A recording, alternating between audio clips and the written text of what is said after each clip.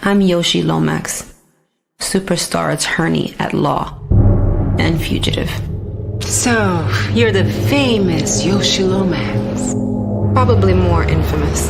I'm on the run from the federal government for crimes that I didn't commit. Gentlemen, I'm Deputy U.S. Marshal Sharon Starr. I'll be taking things from here.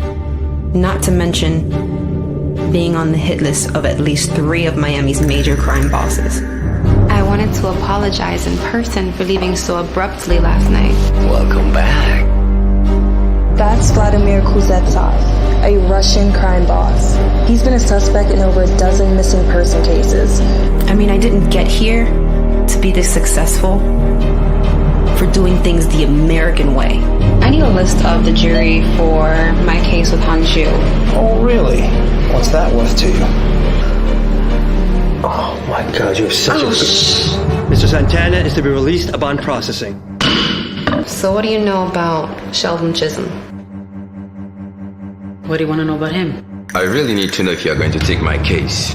I don't have time to play, Miss Lomax. Money is not a problem. You know anything about his case? It's being handled by agents in my field office.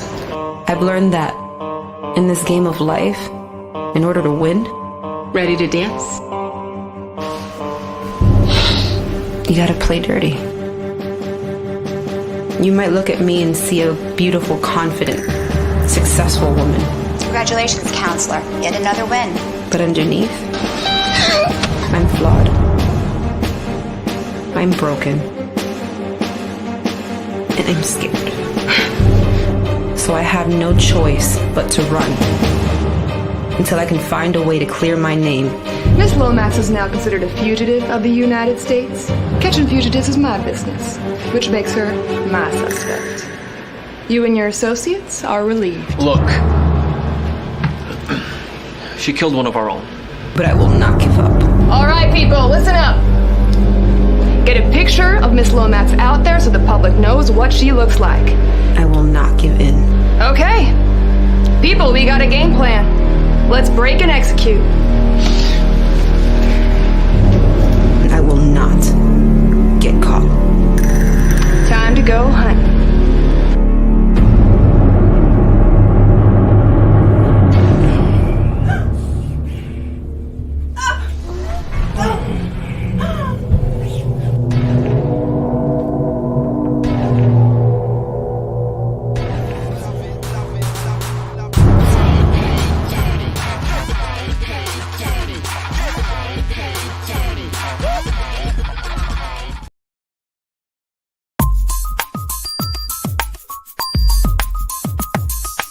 Real talk. Hey, I'm Gina Lou, and you're listening to Real Talk with the Director on Dollhouse Radio. Hey, what's up? It's Logan Browning, and you're listening to Real Talk with the Director on Dollhouse Radio.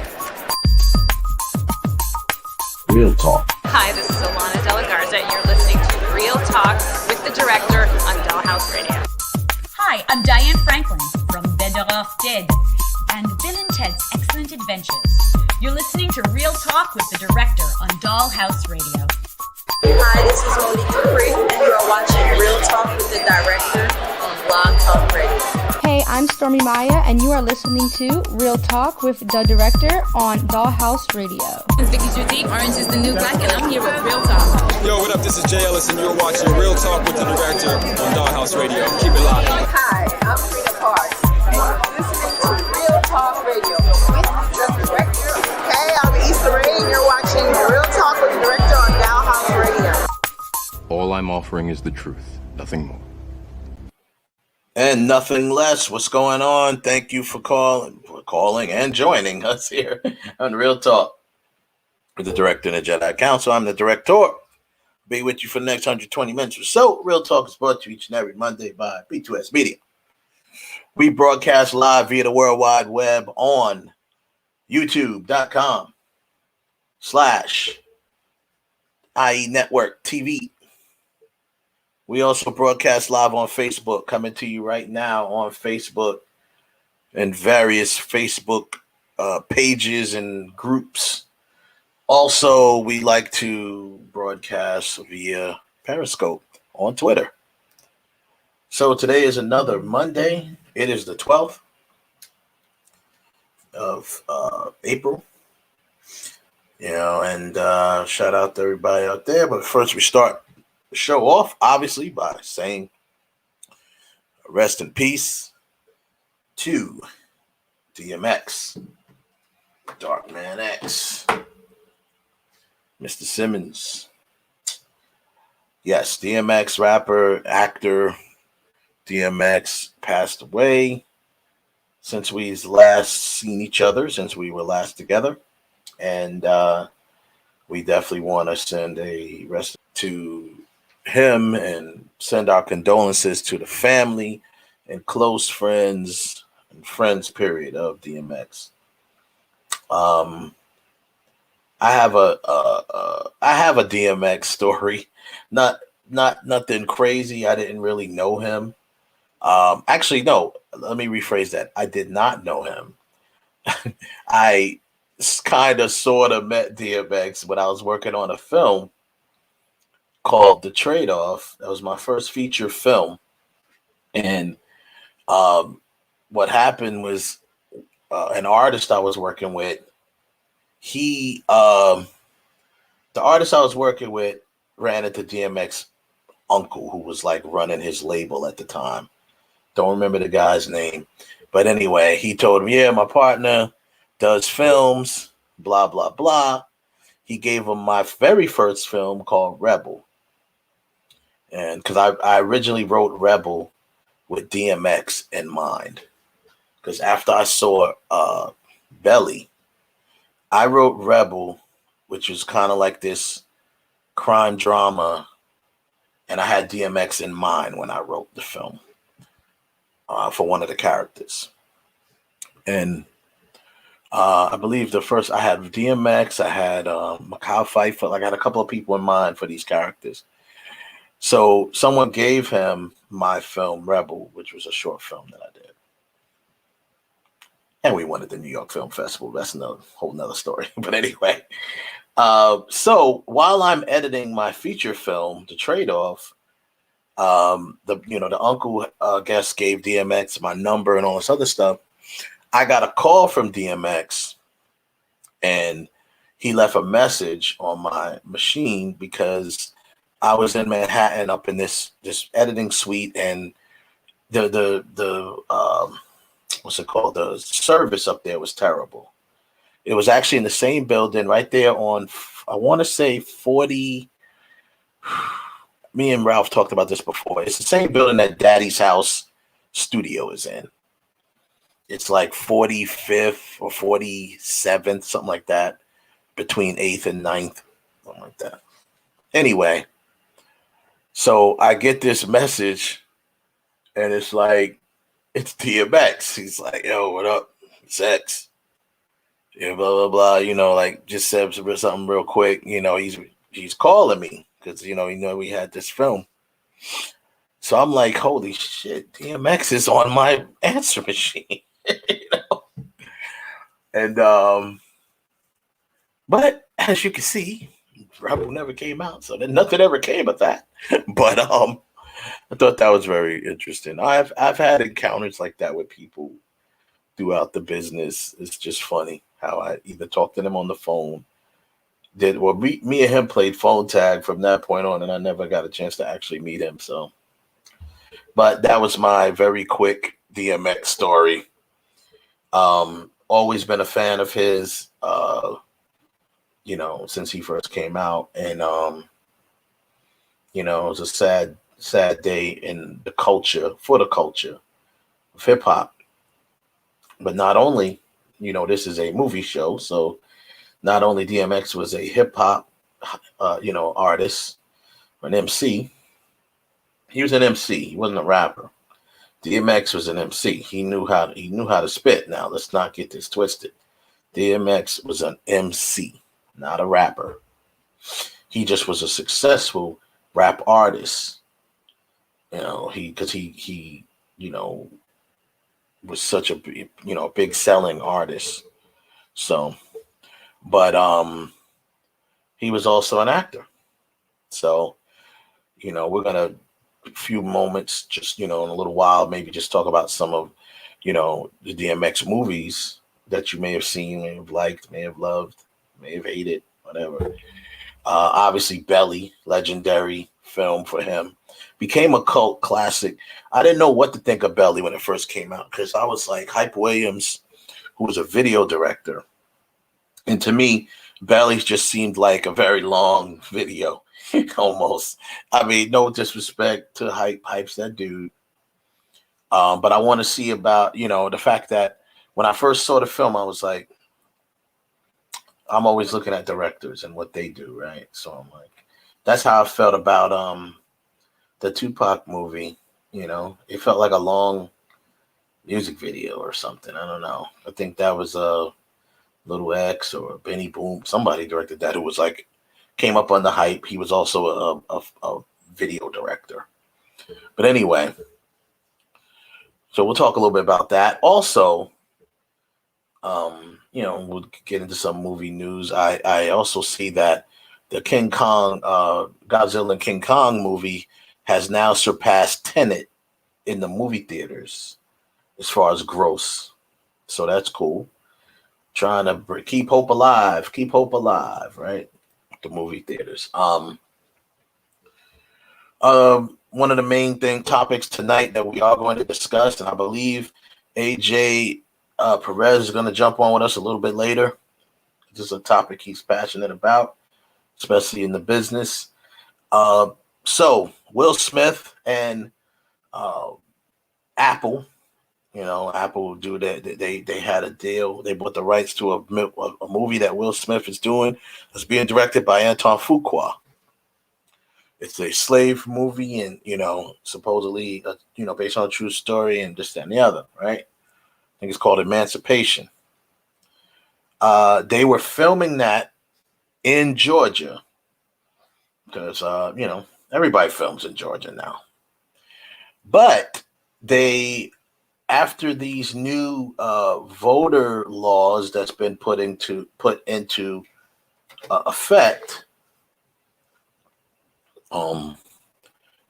Apple, Will Smith, Anton Fuqua, whoever made the decision, they decided they are going to move their production, pull their production from Georgia, from the state of Georgia, because they feel that, which a lot of people feel, that the new voter laws were put in place to specifically or intentionally make voting harder. Now, I could see, not to say, what they're saying is they're trying to make it more secure. That's what they're saying, make it more secure. But what most people are seeing, or especially in the urban communities and counties of Atlanta, Georgia, and different parts in the surrounding areas, they feel that you're just trying to make it more difficult. Some people have even gone as far as to say it's voter oppression, or they're trying to create that. Not my words, theirs. I'm just saying. So, with that being said, Will Smith and his production and all of the guys, who's involved in it, they decided we are going to take our business elsewhere. So they moved the shoot to Louisiana, which kind of would probably work out in this particular situation because the story takes place in Louisiana. So, I don't know, but anyhow, some of my sources down in Atlanta, well, for me, it's up in Atlanta. Some reliable sources of mine that work with the said companies that I'm about to mention or work for them said that they may not be far behind Apple, and that being Warner Brothers, and that also being Disney, specifically Marvel. But that is not a confirmation. It's just what I'm hearing. It's just what I'm told by people that work in the circles, that work for these companies, that are on these films. Now we know that Black Panther has already started pre-production in Georgia. They've actually started building sets, from what I hear. So they may not go nowhere, but it's possible. They haven't started shooting yet. Doesn't make sense to build sets and not shoot there. So, and Georgia does. A lot of people pointed out, which I already knew too. Georgia does offer a lot of incentives, tax incentives and breaks, very big ones and stuff like that. Because that was the whole point of getting everyone to come and do their films there. But now it becomes a question of, how is this really going to work out? What are you standing for? What are you doing it for? Are you, as the companies, are they going to follow suit with Apple? Apple figured, we good. We can move. We got the bread.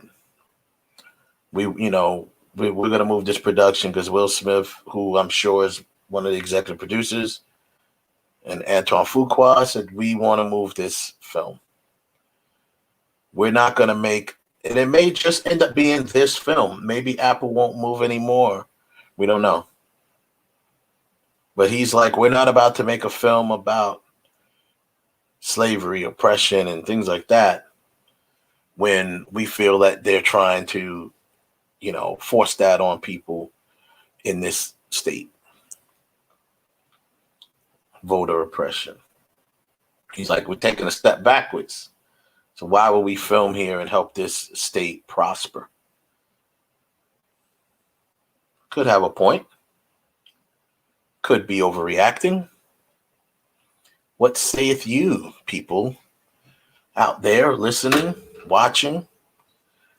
I got a lot of comments on this post as I'm going to bring in Ralph in a second.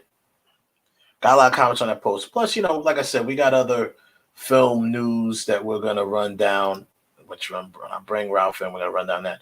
But also around 10 o'clock tonight, we will be announcing the polls. Now, we just now put up the polls. So we're going to announce the nominees, if you will, the people who are eligible for Mount Rushmore Black sitcom female characters.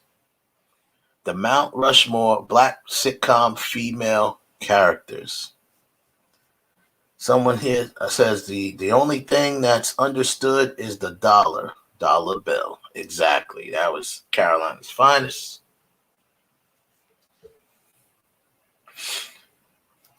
Yes, I agree.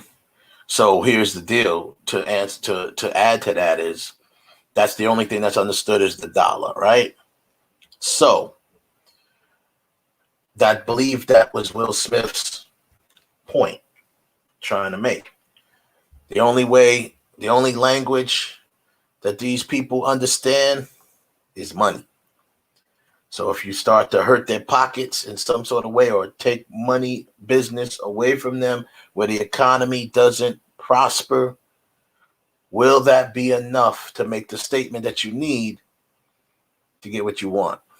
Or is it for naught? On the other hand, the studios can say, well, there's a lot of tax breaks in Georgia. It's cheaper to film here. And we still get, it's one of the biggest now. Everyone's filming here. So we'll see how that goes. So we'll discuss all of that. Plus, of course, movie news, which we'll get right into. And I bring in my Jedi Council. You're watching Real Talk, the director and the Jedi Council. I'm the director. Brought my Jedi Council with me. Don't believe me? Well, here's one of them. Ralph in the building. What up? What's going on, everybody? What's going on? Happy Monday. It's almost taxes. Did you pay your taxes? Yeah, I know, right? But Tax before day. we get started, I got breaking news. I'm not. I saw Justice League, but I gotta watch it again. Right? Why you gotta watch it? Would you fall asleep? Half of the movie kind of. No, I got kind of caught up with some. One. I got kind of caught up. So I had to go back and rewatch what I didn't see because I was a little preoccupied. Okay. But I started watch. I watched it, but I didn't watch all of it. I got a couple questions after I go through it again. I did. How did Superman have? How did Lois Lane think that she was pregnant by Superman? I was kind of wondering that one because I know it's a movie, but realistically, he would have killed her. But they were together. They had sex. You know, they had been together since Man of Steel. That's still the question. How the hell was he having sex with her? Because he would have killed her. So I was Not telling somebody that. necessarily. She said, well, they know how to control. I said, but realistically speaking, Lois Lane would have been the only person Clark had sex with, and just based on us as human beings, we at times guys gets a little aggressive, a little rough, and Yeah, but think about this. It's a valid question, but think about this. Superman, Clark, Kal-El, whatever you want to call him, he's lived with these powers all his life, right? So he had to learn restraint. He had to learn how to control his powers, how to not, even pull his punches even, or not use his power at all.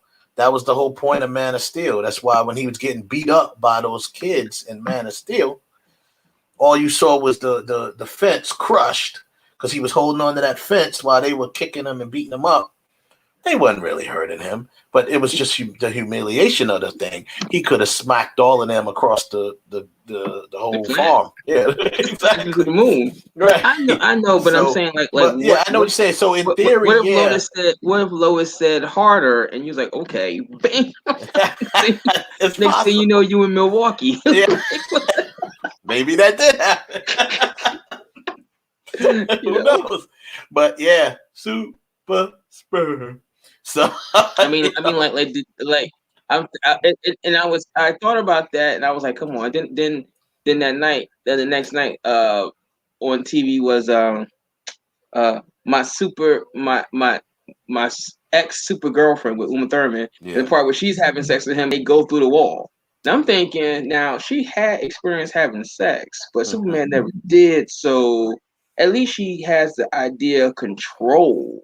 Yeah. Him, on the other hand, doesn't, at least in that aspect. So, like I said, harder Clark, and next thing you know, you in Sri Lanka. If she's smart, she didn't say harder Clark. She probably said, lay back and let me take care of the business. That's that. Maybe so. You can't have him. You can't have him on top. He can't be on top in this aspect. So you learn what you're doing. So yeah, it's possible. But yeah, she was, obviously pregnant. But like I said, I have to look at it again. I did like what I see, and it really backed up from what I saw, what I said. Warner Brothers, you dumbasses.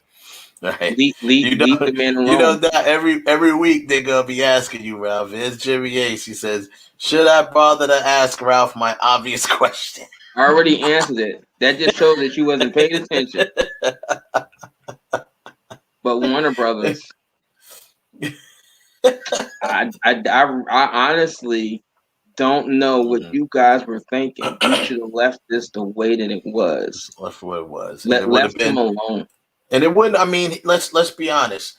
Had they have left it alone, the movie would not have been a 4-hour movie in the theaters. It's 4 hours now because you're seeing everything. This is stuff that he would have crossed over, or he would have continued it to another film. Like they'd have let everything run its course. It would have been at least a 3-hour movie. It would have been close to 3 hours. It would have been close to 3 hours. And frankly, definitely. I mean, Malcolm, if you want to say we never released a movie like that close. Look, Malcolm X is over 3 hours. All the Lord of the Rings, the original 3, over 3 hours. And did it stop from coming out to see it? No. If the movie is good, and even if it's longer, the movie is good, we come see it. Yeah, people gonna see it, man. So that's what it is. Yeah, exactly. If the movie's good, people gonna sit there and watch it. So, I don't want to hear that crap about over 3 hours or too long. People could even complain about that, believe it or not, as much as they love and coddle and worship Marvel, people actually complained about that too when they heard that Endgame. When it first came out, that Endgame might be 3 hours long. People were like, 3 hours, 3 hours. I'm like, so what? But so what? If I'm like, it's but wrapping up 10 years. 10 years of. But this is It's the thing. wrapping up 10 years of movies. If it's a 3 hours where you really feel like where it's dragging, like you're like, oh god, then that's a different story. Then I don't understand it. But I don't think anybody could sit to say Endgame or Infinity War dragged. It just kept going and going and going. And I would even sit there and say that some people for one of them, you like saying we need like another 5 minutes in there. Like Well, we need to throw Endgame. something I else in believe there. Endgame ended up coming under 3, but at first they were saying that it was 3 hours, and everybody was complaining. I'm just like, what are you complaining for? This is awesome. This is worth the price of admission. Why would you complain that the movie is 3 hours? It should be 3 hours. Shit, we paying our money. They spent a lot of money. We invested 10 years into this franchise. I want a nice payoff, which they gave me. So I have no complaints. Never did, never will going forward. But yeah, so that's that. The like I said, about the voter situation in Georgia, which is one of the main things that we have going here. I saw that, and all I can say is like, kudos to you, Will Smith, for pulling out of Georgia. I started hearing about what this new voter law was and how it can become restrictive to voters and in essence make it harder. And you're absolutely right. The only thing that companies really understand the bottom line is when it starts affecting those paychecks. When it affects their bottom line. So Will Smith pulling his production out. Yeah. And then you saw Coca-Cola pull themselves out. Oh, they did too. Coca-Cola. Yeah. They're not even having the All-Star game no more. They're not going to have the All-Star game and expect the NFL to follow suit. They may not even host let that city host a Super Bowl anymore. Nope. Yeah, they're going to start doing that. Not for nothing. Y'all say people may forget back in the early 90s, Super Bowl was going to Arizona. And when Arizona just the NFL was like, if you don't change this, you will not have our pristine game in your state. They changed that, and Public Enemy did the song "By the Time I Get to Arizona." You don't think that it changed it? You don't think it changed the thought patterns of other people of Arizona? You damn sure did. When you start affecting your money, and then when you start affecting the public's passions, football. Baseball? Oh yeah, baseball, football, All-Star games. If it's a hockey town, NBA, you know the NBA is going to probably weigh in on it too. NBA All-Star Weekend. So we're going to bring AJ. He's in backstage right now. I want to bring him in too, so he can join the discussion back for another round. AJ Perez, what's up, man? Going on? Thanks for coming through again. Good, man. We good. Just trying to. It's tax day. So everybody probably out there scrambling, trying to get their taxes done. I know, get it done. Get it done. You still got some time. I mean, now, technically, you could still send it in after this day, but the bottom line is, you want your money, man. Everybody, don't be satisfied with just them stimmies. Don't be satisfied with those stimmies. You know what I'm saying? They're like, I got my stimmy. I'm good. Get them taxes in. Don't be that. There you go. Yeah, but so as we were talking and you heard, we know the Emancipation film pulls out. Ralph just said kudos to Will Smith for making that move. He made a stand. I'm in several Facebook film groups. One of them that I'm in is like the Atlanta Production Film Group or something like that. And they're all what did they say? Yeah, they're all kind of pissed off about the move, because that's them working. They're speaking from a standpoint of Yeah, they're speaking from a standpoint of work. I would be right? interested to find out Mhm. how many of them are Republican or Democrat, because Mhm. remember, the national election, they went ahead and voted in two Democrats, but their state legislatures all Republican. Yeah, I know. So how do you feel about that? Because I think that part of their new law that they just passed, they can go in and overturn whatever the people say, anyways. So not only are they controlling or trying to stop the voting process, everything else that's going on, they themselves can go ahead and award whoever they want the president to be. They don't have to listen. So I mean, I think that it's high time that the studios, like Disney, I applaud Disney for that. Just breaking up a little bit there, AJ. Oh, he's breaking up on my end. I don't know. Is he breaking up for you, Ralph? Yeah. Yeah. You're kind of your connection is going in and out, AJ. I'm gonna go on my computer and I'll give me 2 minutes. Okay, you can come on back. Okay. Yeah, no problem. Yeah, so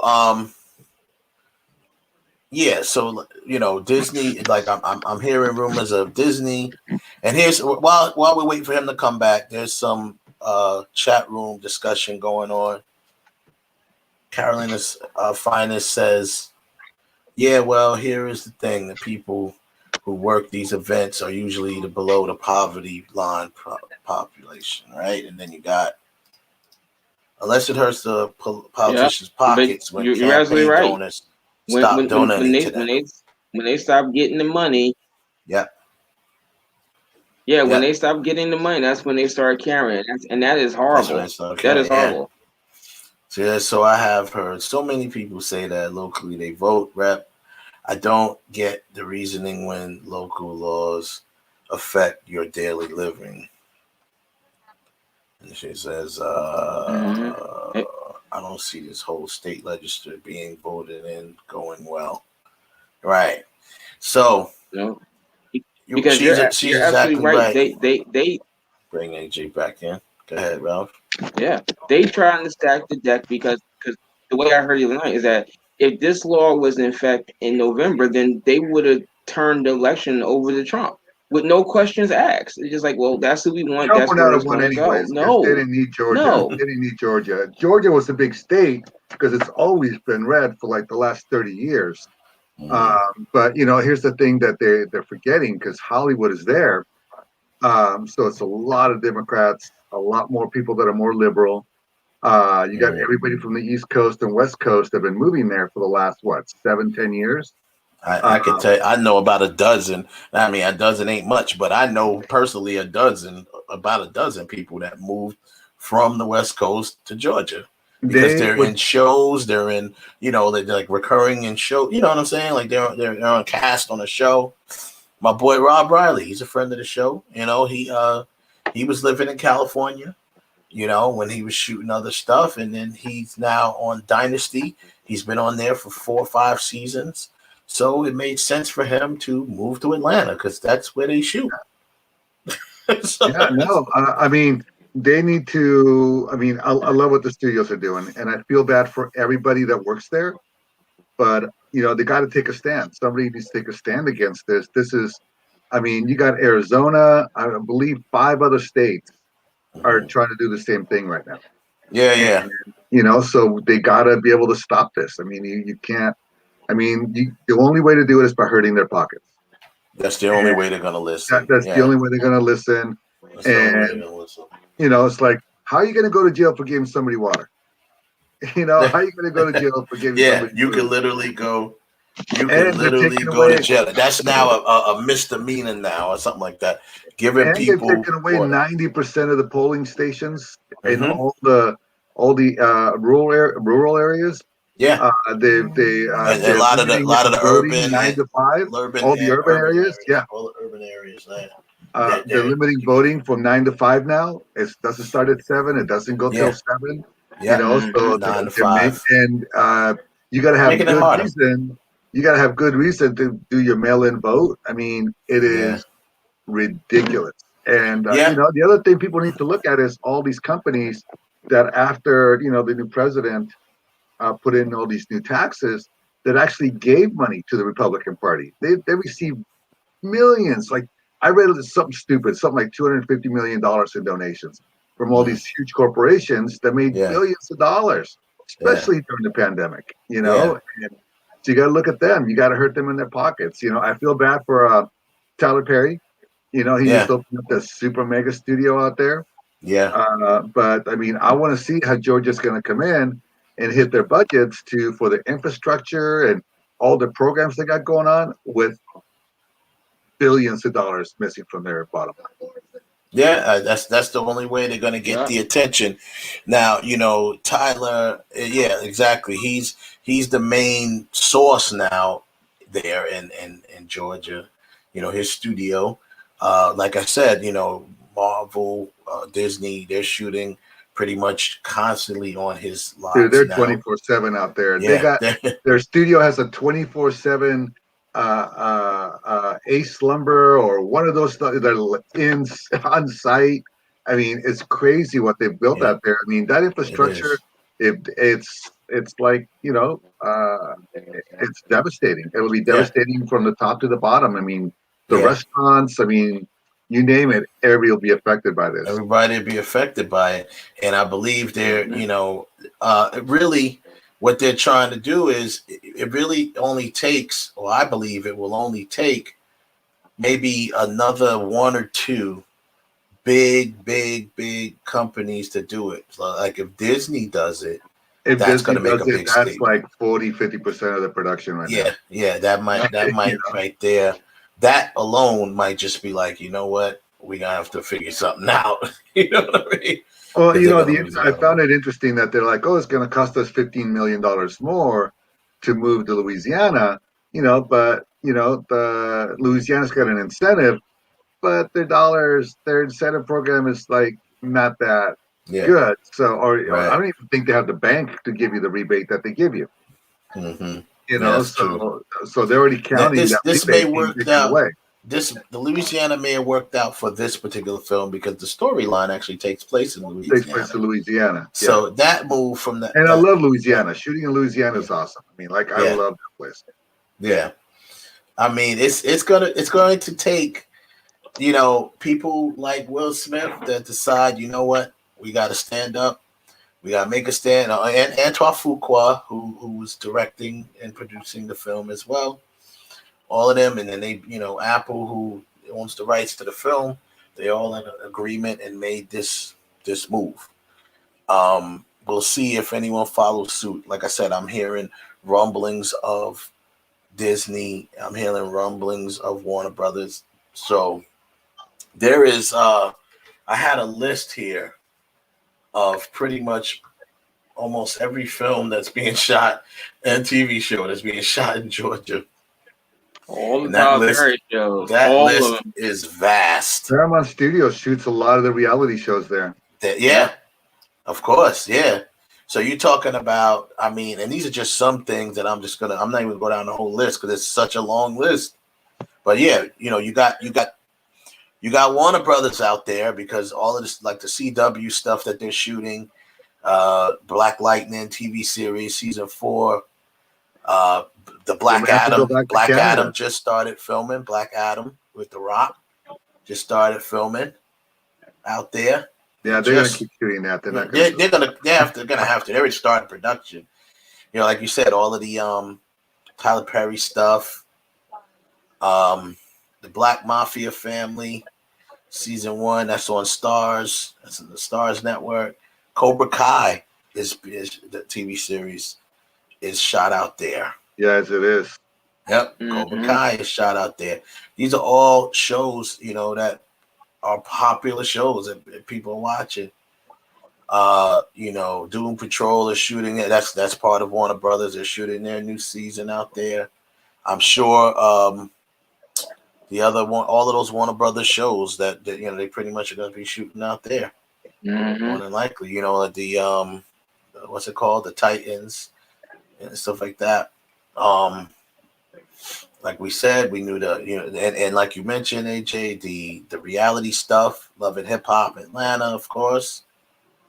And MacGyver is shooting, currently shooting their last season. Bravo shoots a lot of stuff there. Bravo, MTV shoots the stuff MTV, there. Sony got stuff going on out there. You know what really would tip it off if the Atlanta Braves turned around and said, "Until you change that, we're pulling out of Atlanta. I'm dead serious. If they said that what we're going to do is that we're going to play our home games at our facility down in Florida, you don't think the city of Atlanta and the state of Georgia going to say, wait a minute, the Braves are refusing to play in our home state. They're going to play city games in Florida instead of Atlanta." Once again, you got to keep hitting them in that pocketbook. That's the only thing that's going to wake them up. Here's something interesting, as we'll see as we decide, as Disney decides what they're going to do. The new series that they just got, that they greenlit was the Wonder Years reboot. That's an ABC, TV pilot is being shot there, and it's about a black family in the 70s now. That's the new film, pilot that they're starting to shoot there. Obviously, all the Tyler Perry stuff. I mean, the list goes on and on and on and on. Stranger Things. That's being filmed. That's being filmed. Of course, The Walking Dead, which they're pretty much coming to an end now. But they got spinoff shows and stuff that they also are going to be shooting in Georgia. So Georgia is, obviously a big production place. We know that in the last few years they have been. Spider-Man Far From Home is shooting there. I'm not Far From Home. No Way Home has been shooting there, and they that's pretty much a done deal. Yeah. These are not films that we feel are going to pull out, but the bottom line is that's an example of how much money is being spent and made in Georgia on just Disney films alone, Marvel films alone. Oh yeah. So what if I know Black Panther has started pre-production, so they may not move, but they haven't started shooting yet. I heard someone told me that they even started building sets, but I don't know. That's going to be on Tyler Perry too. Now, I wouldn't be surprised because Tyler Perry is the type of guy that he'll put money back into the situation and try to help people get out there and vote and stuff like that. He's the type that does that. So I wouldn't be surprised, if some studios, they're going to continue to support Tyler Perry because he's not a very selfish guy like that. Like, the reality is that they're not going to know how badly this will affect them for at least 12 months. They're going to have a movie here, a movie there, certain things going on, pulling out. At the end of the day, they just got to get their people to go in there and vote people out, and stop. I don't care if you're Republican or Democrat or whatever, but if you want to do something, be fair about it. If you win fairly, then great. And exactly. It doesn't mean if you can't win, it doesn't mean like if you mad because you're losing or you lost. So now you want to fix the fight. You know what I mean? You want to fix the fight, or you want to take your ball home. You lost the ball game. You lost the basketball game. Now you want to take the ball and walk home. Instead of just like whatever. But exactly. And I was reading that. I was actually reading that new law that they put into effect, and I'm just like every time I'm reading different lines, I'm just like I'm laughing in disbelief that they're so now the change. I'll be fair. That Governor Kemp went ahead and signed it. Like I was blown away. Mm-hmm. Because I actually like them. Like you're being honest, you're doing everything. Yeah, and the changes with the changes with the absentee ballots, right? I know that they said, from what I read, and I was reading it from the document. So what they're pretty much doing with that is just, making it where you have to, show you either have to put your social security number and like your driver's license number both have to go on there. Something about, from what I read, you have to send a copy of your driver's license if in fact I forgot what it was. It's a stipulation to it, but it's not automatic, but you may have to send a copy of your license for that. But really, to me, that's not a big deal. The big deal is the times in the windows that they close. They close the window of when you can even request a ballot. And they close the window of when you can have the ballot in. So, and then the fact that the drop boxes went down from, I believe, 94 in one, in an area, they had 94 drop boxes, and it's going down to like 23. Mm-hmm. So you're talking 23 drop boxes in an area that consists of counties of over 100, of hundreds of thousands of people. You know what I'm saying? So now, what they're doing, it's obvious what they're doing. People can stacking the deck. Yeah, exactly. Stacking the deck. People can act like they don't understand that, or act like, oh, what are you talking about? And they want to blame the media for spreading. Oh, the media. It's nothing about the media. You can read the document yourself. Read the document. Don't listen to the media. Don't listen to me. Only thing I say, listen to me, is go read the document your damn self. And not for nothing. Tell me that. Come and get back to me when you do that. And not for nothing. Real quick on that point right there. F you, Fox News. Really, all the crap that you guys have been spewing the last few days about this.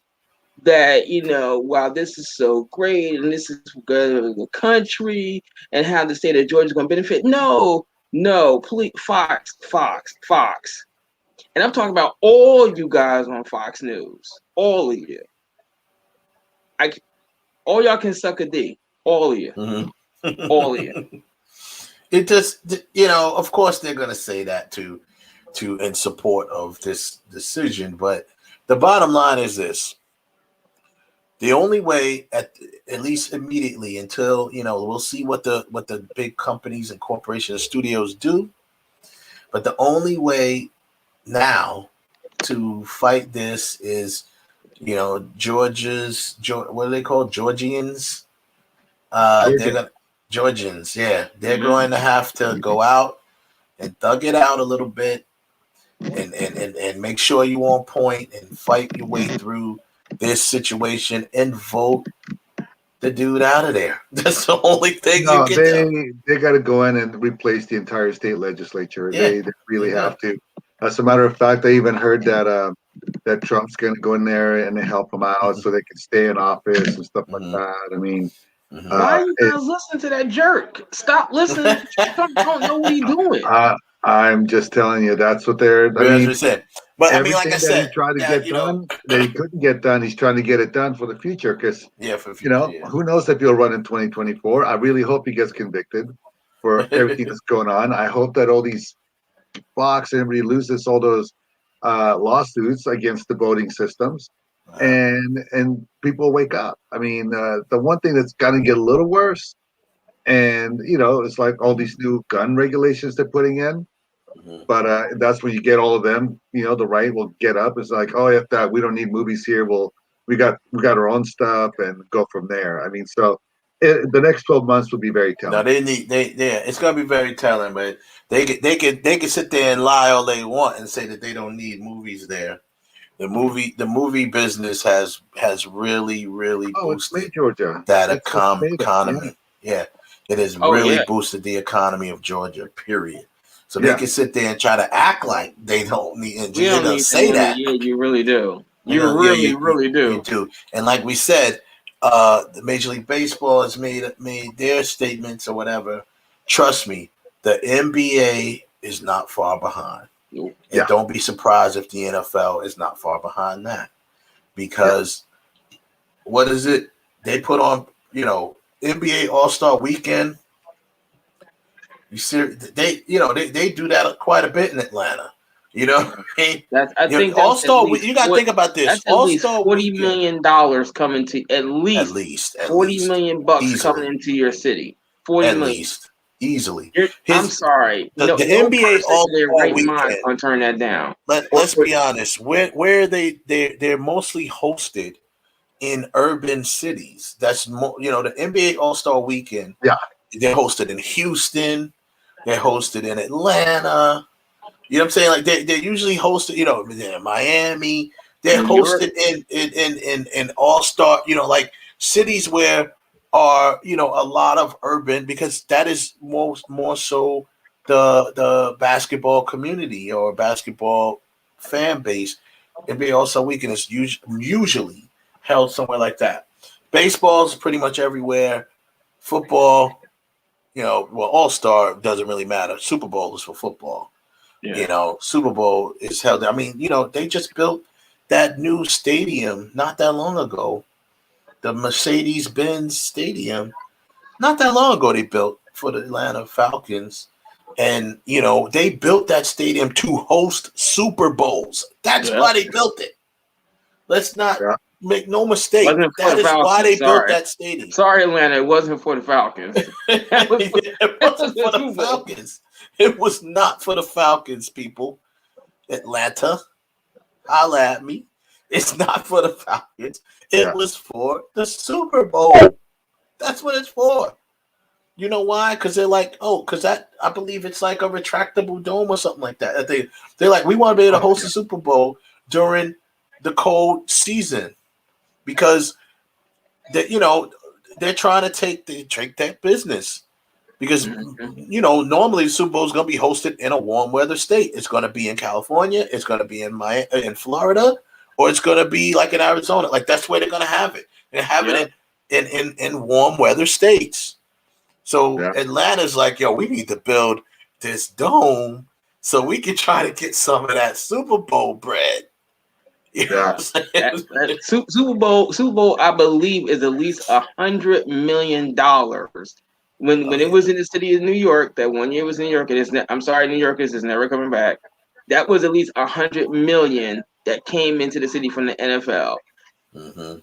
It's not going to come back until New York builds a dome. They have to build a dome. A dome, yeah, a dome. They have to build a dome. If they build a dome, it'll come back to New York, but it won't. Yeah, unless the Jets go back out to Queens and they build a dome out there, but what people in New York are going to give the Jets that kind of money to build a stadium when you guys can't even win 5 games a year? I'm sorry, I hate to put it like that, but that's the truth. It's the truth. Yeah, I mean, if they wanted to say, okay, we're going to rebuild Giant Stadium and make it a dome, the Meadowlands or whatever, and make it a dome, and and put it like that, then that might bring it back. But it's not coming back to New York. But so Atlanta is like, this is what we want. Carolina says, she said, not happening. True. It's true. Sorry. I agree with you. But when the NFL come to your town, they take over everything in that town is geared around the NFL. And New York was beside themselves. When the NFL came to the NFL experience in Times Square, it was like, whoa.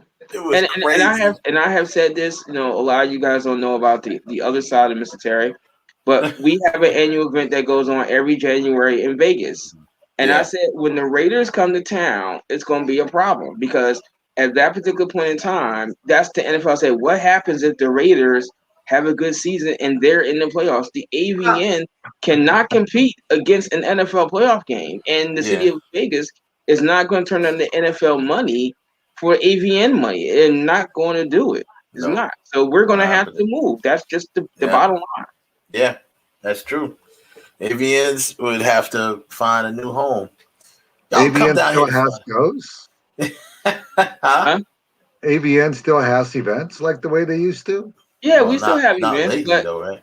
No, I mean, we didn't have it last year because of the pandemic, but yes, we do. But the week that it is usually like around January. Let's say between January 15th and 16th. Right? Yeah. But that would be right in the middle of the playoffs. So if the Raiders are in the playoffs and they have a home game, now that the Raiders are firmly in Las Vegas with the greatest name for You stadium, don't have to Death worry Star. about the Raiders going there. Wait, what's the name of it? What's the name of the stadium? The Raiders Stadium is nicknamed the Death Star. It's jet black steel. Oh, dude, it's all black. I mean, it looks kind of amazing. Awesome. I do want to go to it. It is right on the side of the highway. Matter of fact, it's right next to right by the Hustle Club. But when you drive it down and they have it lit with red lights all around it, it's like the Death Star. It's like oh man, I need to check that out. Oh yeah. wow! But Death Star. That's at that awesome. point in time, that's when the playoffs will be. And if the Raiders did make it to the playoffs and they have a home game, that's never gonna happen. It almost happened last year. They won't make the playoffs. You're talking to a Charger fan, man. He needs to be talking about the Chargers, but that's another story. Oh, wait till we go to the Super Bowl this year, buddy. You know what? I'll give you that one. Yeah, y'all go Super Bowl. It's called Madden 2022. Sure. You can go Super Bowl. All right now, $100 bet. Who's going to go further in their season? Your Raiders I or am my not Chargers? taking that bet. I'm a Vikings fan, and I'm not a Raider. I'm not a Raider fan. I'm a Cowboys fan. Oh, you're even worse. He's a Cowboys fan. Hey, hold. Oh, I think that the last time we played the Cowboys, we slaughtered them. Wait a minute. And that was with Old Man Rivers. Wait a minute. I say this to every single person that's not the Cowboys. Unless your team has got 5 rings, you can't say nothing. I don't want to hear that, man. That's ancient history, you sound like a Raider fan. Oh, like back in the day, we got this, and that. That's ancient history. No back in the day. Then if that's the case, back in the day. And if you say that, I guess later on when my brother jumps on, he's a Steelers fan. So when he jumps on, Steelers look solid this year. I can't say nothing about the Steelers. Look solid. Yeah, they do. Only thing that messed the Steelers up last year was the fact that they didn't really have a really effective running game. That was the only thing that messed them up. They had a running game. Jimmy A says, Jimmy A says, I'm a New York Giants fan, and anybody that beats the Cowboys. That's okay, Jimmy. So he's anybody that beats the Cowboys fans. That's okay, Jimmy, because see, you guys got to face us twice a year. And I think last year we would. Sometimes that's a good thing. Sometimes that's a bad thing. Right? And don't you guys got the quarterback that was in the open field by themselves and he trips? That was your quarterback, right, for the Giants, Jones? He was in the open field by himself going for a touchdown and he trips and he tackles himself. And y'all wound up losing the game. Yeah, but you guys got the quarterback that had the butt snap, right? Did he do that? Yeah. The butt snap. No, that the butt snap wasn't that him? Wasn't that was that their guy who did the butt fumble? Our guy was out last. Our guy was out last year. Not last year, but he did it. He did it once some other time. Oh please! Here's how smart the Cowboys owner is. The quarterback was out, comes back the next year and gives him a bigger paycheck. I'm like, dude, hey, I'm going to pay you more money to sit at home. Yeah, I'm gonna be honest with you. As much as of a Cowboy fan that I am, and I've been a Cowboy fan a long, long, long time, the Cowboys will never be back what it was during Jimmy Johnson's time, so long as he stays in as general manager. Jerry Jones used to pass it off to let people run football. You sign the checks and get all the glory. Just be an owner. Until that's why the Cowboys haven't gone anywhere in the last 20-something years, because of him. And no other reason. Him. Yeah. The last time I made a bet. The last time that we played the Cowboys, I believe it was on Thanksgiving Day. And my buddy's a big Cowboys fan. He had a big tattoo of the Cowboys logo in his calf. Guess what he's got now? What? You got a Chargers logo? Chargers logo. Oh Lord. Too much. So yeah. So with like I said, with all of that being said, getting back to that topic at hand, I mean, we pretty much said what we're gonna say. It's going to depend on, we got to keep an eye on what's going on going forward. With you. Do you think now? The question is what I've always posed, and I pose to everyone in the chat room, everyone out. I already know what everyone pretty much thinks, but. So now, who do you feel should be next, if there isn't anyone next to take the stand? Should it be Disney? Probably. Does that make more sense? Disney, I think is Disney is the one that's going to really hurt. Disney would hurt. Disney's got more invested into their Me Too movement and equality. That's been going on lately. Not so much Warner Brothers because they're trying to protect their executives, but I think that with everything that you're seeing now with like racial justice and everything that's happening, they're the ones that are going to step up and do something about it. I mean, so I hope they do. I mean, I'm really curious to see what Tyler Perry's going to say about it. Yeah. I haven't seen anything from him, but it's something needs to get done. And I think, like I said, next 12 months in general, everywhere, you got, the whole Asian movement that's happening, Stop Asian Hate. That's, been going on for a while now. Yeah. That goes on with everything else. I mean, the studios, it's up to the entertainment companies that provide this type of content to be responsible. And I think that you're going to see something else happening in the next 3 to 6 months.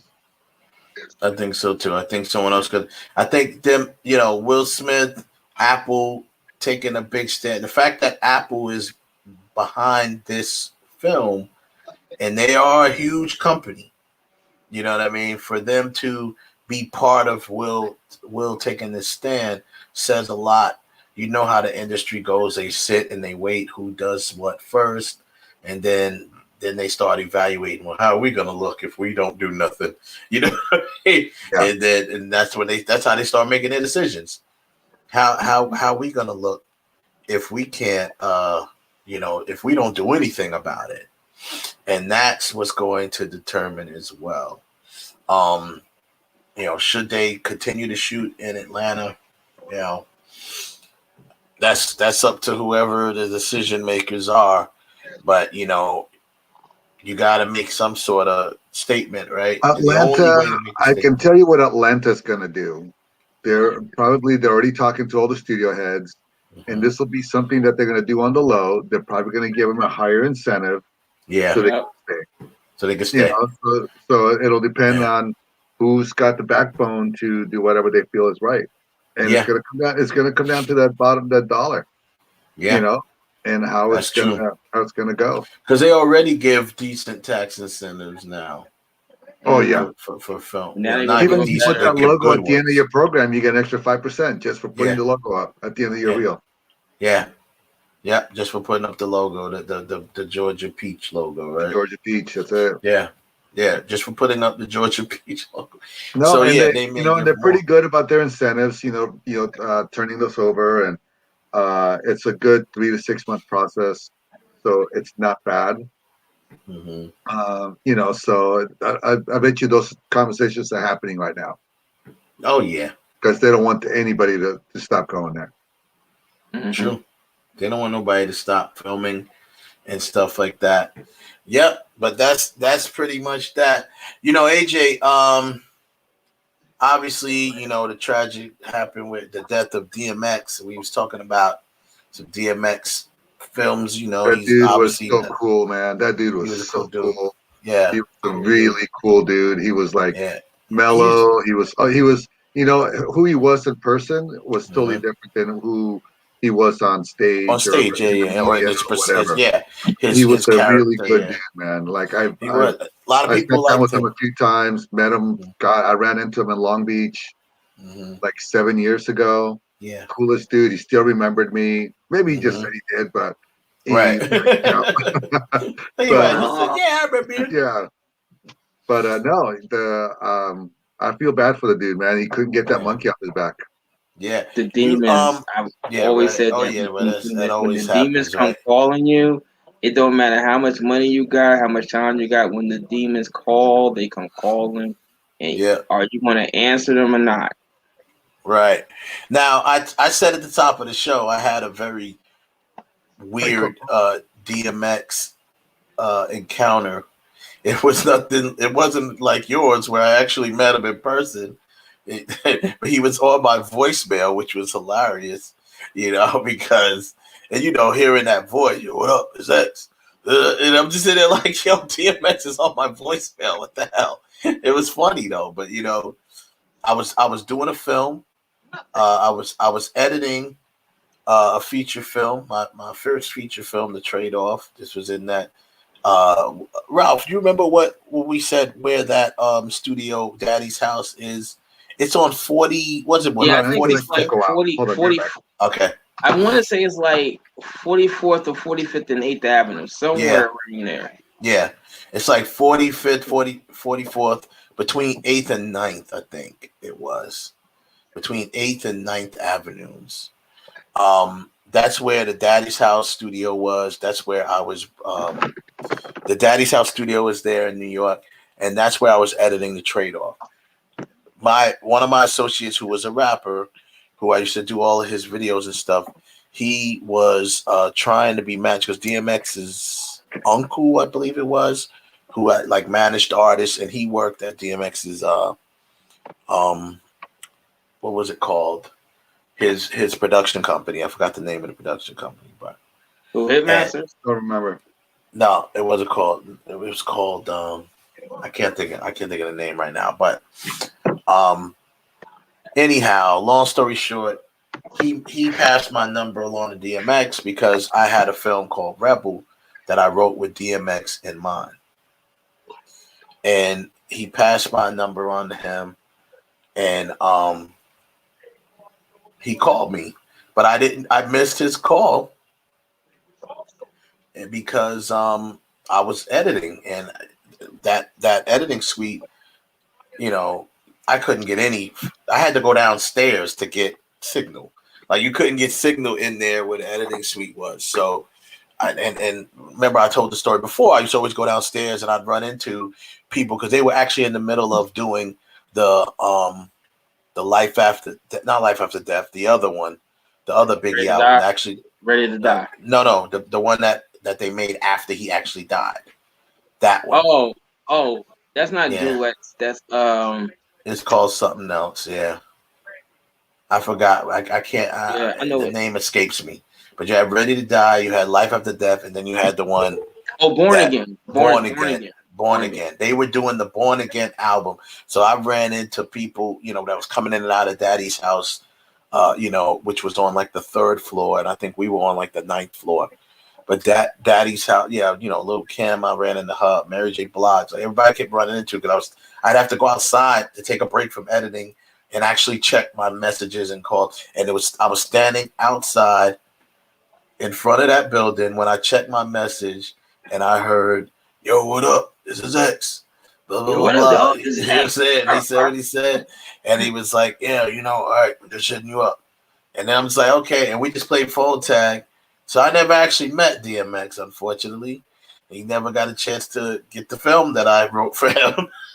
But it was just weird how that happened. And I always used to talk about that. I thought that was just funny. But yeah, man, DMX seemed to be a dude that was just loved by everybody in the industry. He didn't seem to have any like beefs with anybody. Did you see the video that Russell Simmons put out about a day ago? Yesterday, about how DMX saved Def Jam? I can see that.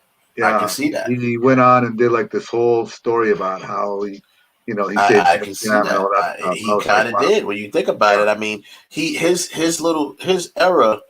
First of all, he put out 2 albums in a year. Yeah, it came out within a year. Good. And they both were multi-platinum. Plenty of albums all the time. Yeah, it was like multi-platinum albums. Like I think one did like 2, 3 platinum, and one did like 4 or 5 platinum. Like it was, and this is all put out within like months of each other. Yeah, within a calendar year. It's like, yo, that's crazy. So he had a reign, and when he came out and he was featuring on people's records, I mean, it was ridiculous. Everybody wanted to get him on a record, you know? They were like, yo, we got to get him on this record. Then LL Cool J put him on that record that he did, 4321. You know what I'm saying? Yeah. Put him on that joint. Money, Power, Respect. Yeah, Money, Power, Respect. That which I believe was on Mace album. No, that was Locks. That's Locks. And Locks with Lil' Kim on it too. Yeah. But he was on the other song on Mace's album. The if you got 24 hours to live. Think, where would you go? What would you do? Who would you screw? Yeah, he was on that. He was on that song. So he was jumping on it, and I appreciate you, Jimmy Ace, who sent a super chat over. I appreciate that. Yeah. So DMX was just flaming. He was on fire. Yeah. And he lived up to the hype. Because everybody was like, y'all want to see what this dude's album's like. And he dropped It's Dark and Hell is Hot. And that album, I played that album. I probably broke it. I played it so much. That album was so good. It was so good. Fire. That was fire.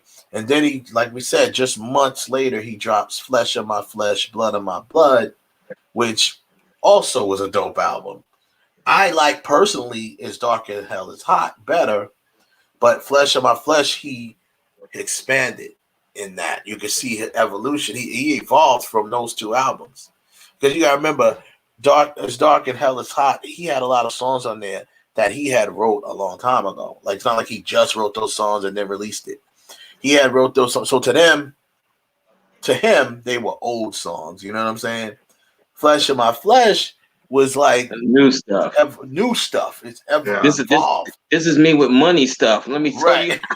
Exactly. Let me tell you how it is. That was evolution for him, and you saw that happen in a small period of time. So then, of course, he gets into film, which is, another reason why we pay homage to him here. This is a film show, So he does Belly. And I'm working on Belly's a classic. Yeah, I don't like it. I don't like it. It's a cult classic, man. It is, but I don't like it. You gotta appreciate it for what. Yo, they filmed some of that in my city where I live. Matter of fact, the strip club. I used to go to a strip club where Method Man gets put into the shootout. That was actually it was called the Dollhouse. I'm sorry, no, it was called World Paradise. World Paradise. Now, you never believe what it is now. Now it's a pizza shop. It's not Pizza Hut. The Papa John's. That's what it is. Okay. Papa John's. Yeah. Right. But I agree with what you said earlier. It does look like one giant long music video. I mean, it's like a one long music video. Like I did, when I first watched it, I was just like, yeah. I was judging it, as far as Hype Williams' first feature film. Hype is a music video director. I know he called in a lot of favors for that too, and and made it, made his thing. Now, actually, what I'm trying to do is, I reached out to, I don't know if she got the email yet, but I reached out to Terrell Hicks because I want to try to get her on the show so we can talk a little bit about DMX and working with him and stuff like that. Terrell is a friend of mine, and I've worked with her before. I directed her before. And I'm hoping to get her. She played the girlfriend Keisha in Belly. For DMX's girl, the gully one, the one who shot Method Man in the face. Went to jail over him. Went to jail. Yeah. She was that ride or die. She was that ride or die. She was that ride or die. Yo, Keisha was the ride or die. That's what it was. And I still remember the scene when she, when she shot Method Man's character. I think she shot him in the face too, because she got back and I think he punched her in the face. So she's like, "Look what you did to my face," and she shot him in. So, I mean, the film was what it was. It becomes this cult classic, and I appreciate the film for what it was. I always did, not just saying that now. DMX went on to do quite a bit of films though, which was funny. Yeah. He has if you look on his IMDb, he has over 40 credits. I mean, some of that includes concert films and things like that. But he has a lot of films. Notice that he and Jet Li did not lose their fight when they were fighting each other. That was pretty well choreographed. Yeah. The fight with Steven Seagal was just awful. Yeah, he has 58 credits under his, and he has a few films that came out in 2020. He has a film that is coming out. It hasn't come out yet. There's one called Fast Vengeance that's in post production, and then there's one that's filming currently called Dogmen. So ironically, that's gonna be good. Yeah, that's gonna be good. I already know just from the title, it's gonna be good. Yeah, so ironically, it's called Dogman. Now I wonder how much did he film it? How much did he get filmed in this film? Please say he did the soundtrack. Please say he did the soundtrack in this old classic DMX. If it is, because it says that it's filming. That's what the status of it is. I wonder how much of it did he actually get a chance to film. Fast Vengeance is in post production, so he's filmed that. That has been filmed, obviously, if it's in post production. And then there was a couple of films that came out in 2020. I love how Steven Seagal cracks me up. He never. He no shame in his game when it comes to the titles of his movies. Not above the law, beyond the law. That's the name of the film. God, Steven Seagal. I can't with you, man.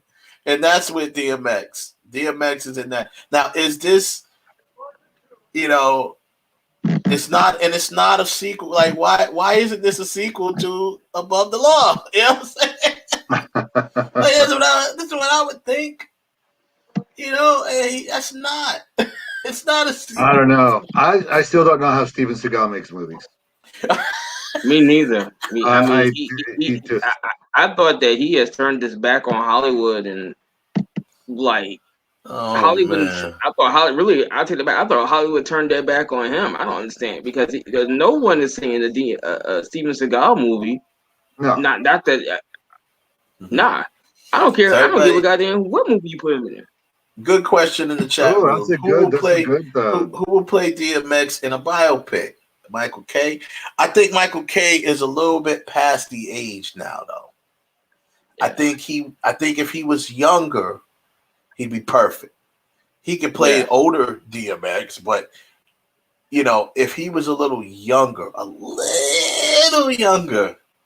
he'd be perfect for it. Michael K. Yeah. Right. Michael K. Williams. Wow. God, I don't know who could play. That's a you good would need question. a Rough Riders movie. You would need to do a Rough Riders movie. Yeah, I think you need that about now. I think because that would be good. Yeah, you got that. So if we do a little casting, if we do a little fan cast to play DMX, I'm just kidding. Yeah, a lot of people that could, a lot of people that come to my mind, are a little bit older now. So I'm like, I don't know. You know what I mean? I was thinking maybe somebody like, someone like, damn, I can't really think right now who could play him. No, it would have to be it would have to be somebody that's unknown. Like an unknown, a new guy. Yeah, would have to play him. Yeah. Because Russell Simmons would be EPing, because he knows all that. I mean, it would be a good movie. I mean, I think it would be a good movie. That'd be I love being in the. I was in New York during that time, and it was such a fun time to be in New York. Yeah. I mean, he's a big part of New York hip hop, and really had during his time, because when he was out, also, that's when hip hop was really starting to go other places out of New York too. You know what I mean? The South was coming into play very prominently. Cash Money, Midwest. Midwest, the South. You got Cash Money. You had No Limit. Like all of them was coming out. Getting into. Outkast was out already. Like you had a lot of the South really making their play in You know what I mean? Yeah. But I definitely think yeah, she says no one but Michael K. Yeah, like I said, just Michael K is too old right now. I think right now. What do you think? Not for nothing. What do you think about maybe Donald Glover playing DMX? No way. He You think couldn't play DMX. you think he's too soft? Dude. No. He couldn't play DMX. He wouldn't play DMX. It's gonna have to be somebody unknown. He wouldn't play DMX even if you asked him to. Yeah, that's not. Wait a minute now. I don't know about that one. Nah, bro. Because he ain't going. That is completely out of his wheelhouse. It's not nothing. He's a good actor. That's nothing to do with his acting. That's just not. You know what I'm saying? That's just like they picked, that comedian Flex to play Michael Jackson. I mean, it's out of his wheelhouse. You know what I'm saying? You just can't. Yeah. You just can't. Just because he's a good actor, don't mean nothing. Yeah. You may have to go out. And I'm saying yes, I agree. It's probably gonna have to be an unknown or a new guy, an upcoming guy. There's not really people out now that I think, but I mean there are, but I just can't think of any right now. I don't see anybody out there that could play X. Not at all. Yeah. It's really I think I couldn't even think of. Let's say you said you had a rapper that's out currently now that could play him. I don't even there ain't even no rappers. No way. There's not even no rappers Nobody's out got that flowed. I mean, it's just he was just one of a kind. I found out Friday at about 11 o'clock that he had passed, and I was bummed out for like 2-3 hours. Like, wow. Yeah. I was really hoping he was gonna make it. Just hoping he pulled through. Yeah, you hope that he pulled through. And it's funny though, but I think I might be able to come with a couple of people, man. We'll probably have to bring that back. I got to think about that one. I got to do some research, Caroline. I got to do some research and figure out who's out, now that could play DMX. I like that one. You might have to.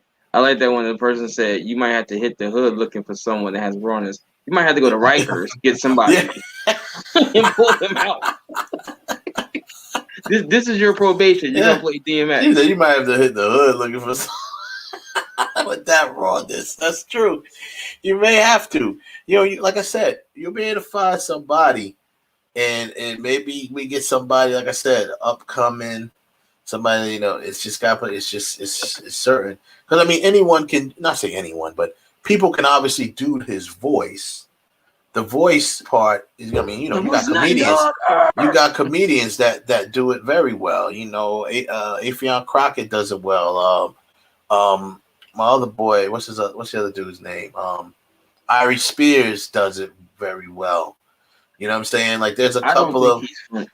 So does Jay Farrow. Jay Farrow does DMX very well.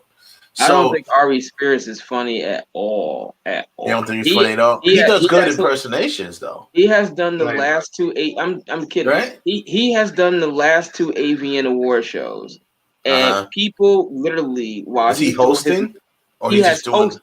He has hosted the last two AVN award shows. And the people in the crowd literally have walked out and went to Dunkin' Donuts while he's on stage. I'm not kidding with that one. He is not. Man. He is really not funny. Not at all. Oh, that's not good. Well, I'll tell you this about Ari Spears. He does great impersonations. Yes, he does. He can do Shaq, the Big Diesel, the Big Air. He can do Shaq. Yeah, he can do that. But his jokes, and maybe it was because the material he was trying to use for that crowd wasn't translating. Because I mean, you just can't come and think you're going to do a couple of dick jokes and that's going to be it. It's not.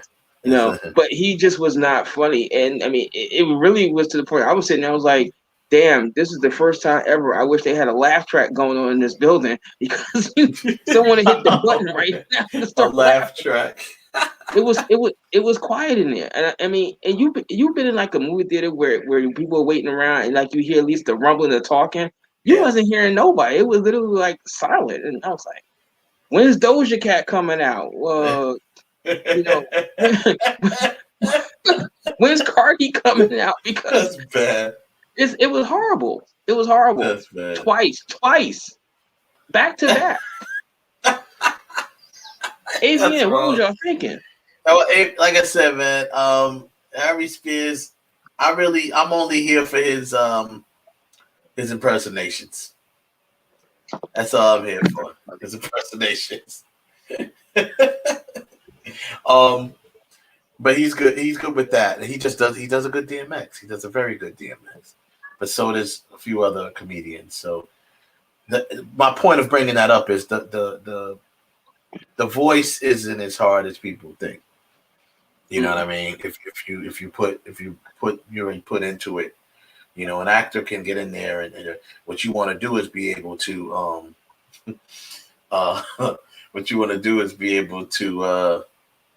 get that persona of his persona, his mannerisms and stuff like that. Because he was a ball of energy. Yeah. Ball of energy. He talked like he was moving when he talks. You know what I'm saying? Always. He never. Every time you saw him, he got to talk with his hands, and he's like, yo, and he did talk fast. That's how he was. You know what I mean? He was just a ball of energy. So you got to really capture that. And I'm looking at some cats that that might be able to do it, but I don't know. I'm just looking, and I'm trying to look at some of the young black actors that that are out there, and I don't know. I really don't know. I'm like, I really don't know. That's going to be an interesting one. I'm going to come back with somebody next week, though. Guarantee you that. Talent search. Yeah, we're gonna do a open mock casting call. Yeah, a mock casting call. And you got to get people to play the Rough Riders. Who are you gonna get to play Eve? Oh, right. If you're gonna do the Rough Riders, yeah, she'll be easier to cast than X would be the hardest one to cast. You can cast all the other ones, the locks, they'll be easier to cast. X is gonna be the hardest one to cast because obviously all eyes are gonna be on that actor. Right. And of course, when you cast an actor, let's be honest, let's not take away from our great Hollywood makeup artists. You get an actor that kind of, has the complexion, has the, facial structure. He doesn't have to look exactly like DMX. If you know how to bring that persona of him out, and you got his mannerisms, you got that. Even if you don't look exactly like him, that will you'll start to look like him. You know what I mean? If they do that, that's all part of acting when it comes to doing biopics. So, of course, it helps to kind of look like him, but you don't have to look exactly like him. Plus, with makeup, effects, and stuff like that, you'll be fine as far as that goes. But it's just a matter of finding that actor that's going to be able to, bring that persona. And he has to be a fairly young actor because, if you're going to start with DMX when he was younger. He was 18. Right. You know what I'm saying? Yeah. You got to start with him when he was younger and then bring him up. So you got to have an actor that's going to be able to at least pass for a younger version, you know what I'm saying, and go from there. And that would be an interesting thing because, X has a very, very in-depth, interesting story. You know what I mean? And I mean, it's tragic. I got this mini movie that he did years, when maybe he was in around album 3, and it tells his story of how he came up and all the stuff with his association with dogs. And there's a part there where he's running from his demons and he runs into a church and he does this whole sermon. I mean, at times it can bring you to tears. Like this man was just so. They are so deep and they just hit you, and you're like, yo, he's a rapper, but damn, like when he did Def Poetry Jam, like he's not rapping, he's giving you his word from his heart. Yeah, yeah. Oh yeah, he was a poet too, man. He was definitely a poet. It's a very bad, tragic thing. It's a big blow to hip hop, the hip hop culture. Big blow to hip hop culture. He was a big, well loved person in the hip hop culture. just a question. To answer that question that Joseph is asking, yes, Joseph, there was already a movie about Lorena and Wayne Bobbitt. I believe it was on Lifetime many, many years ago. Believe Oh, it me, was a you don't want to Lifetime see it. movie. You don't want to see it. It was a You don't want Lifetime to see movie. it. That's number one. Yeah. Number two. And actually, then they did a second one where they kind of sort of remember that Michelet movie where they had her. It was her movie, but they had her in parts as really Michelet. They just like run the story along. They did the same thing with Lorena Bobbitt, and frankly, nobody's really interested in Lorena and Wayne Bobbitt at this point in time. It's way too long. It's Way too many years to pass. Way too many years. Yeah.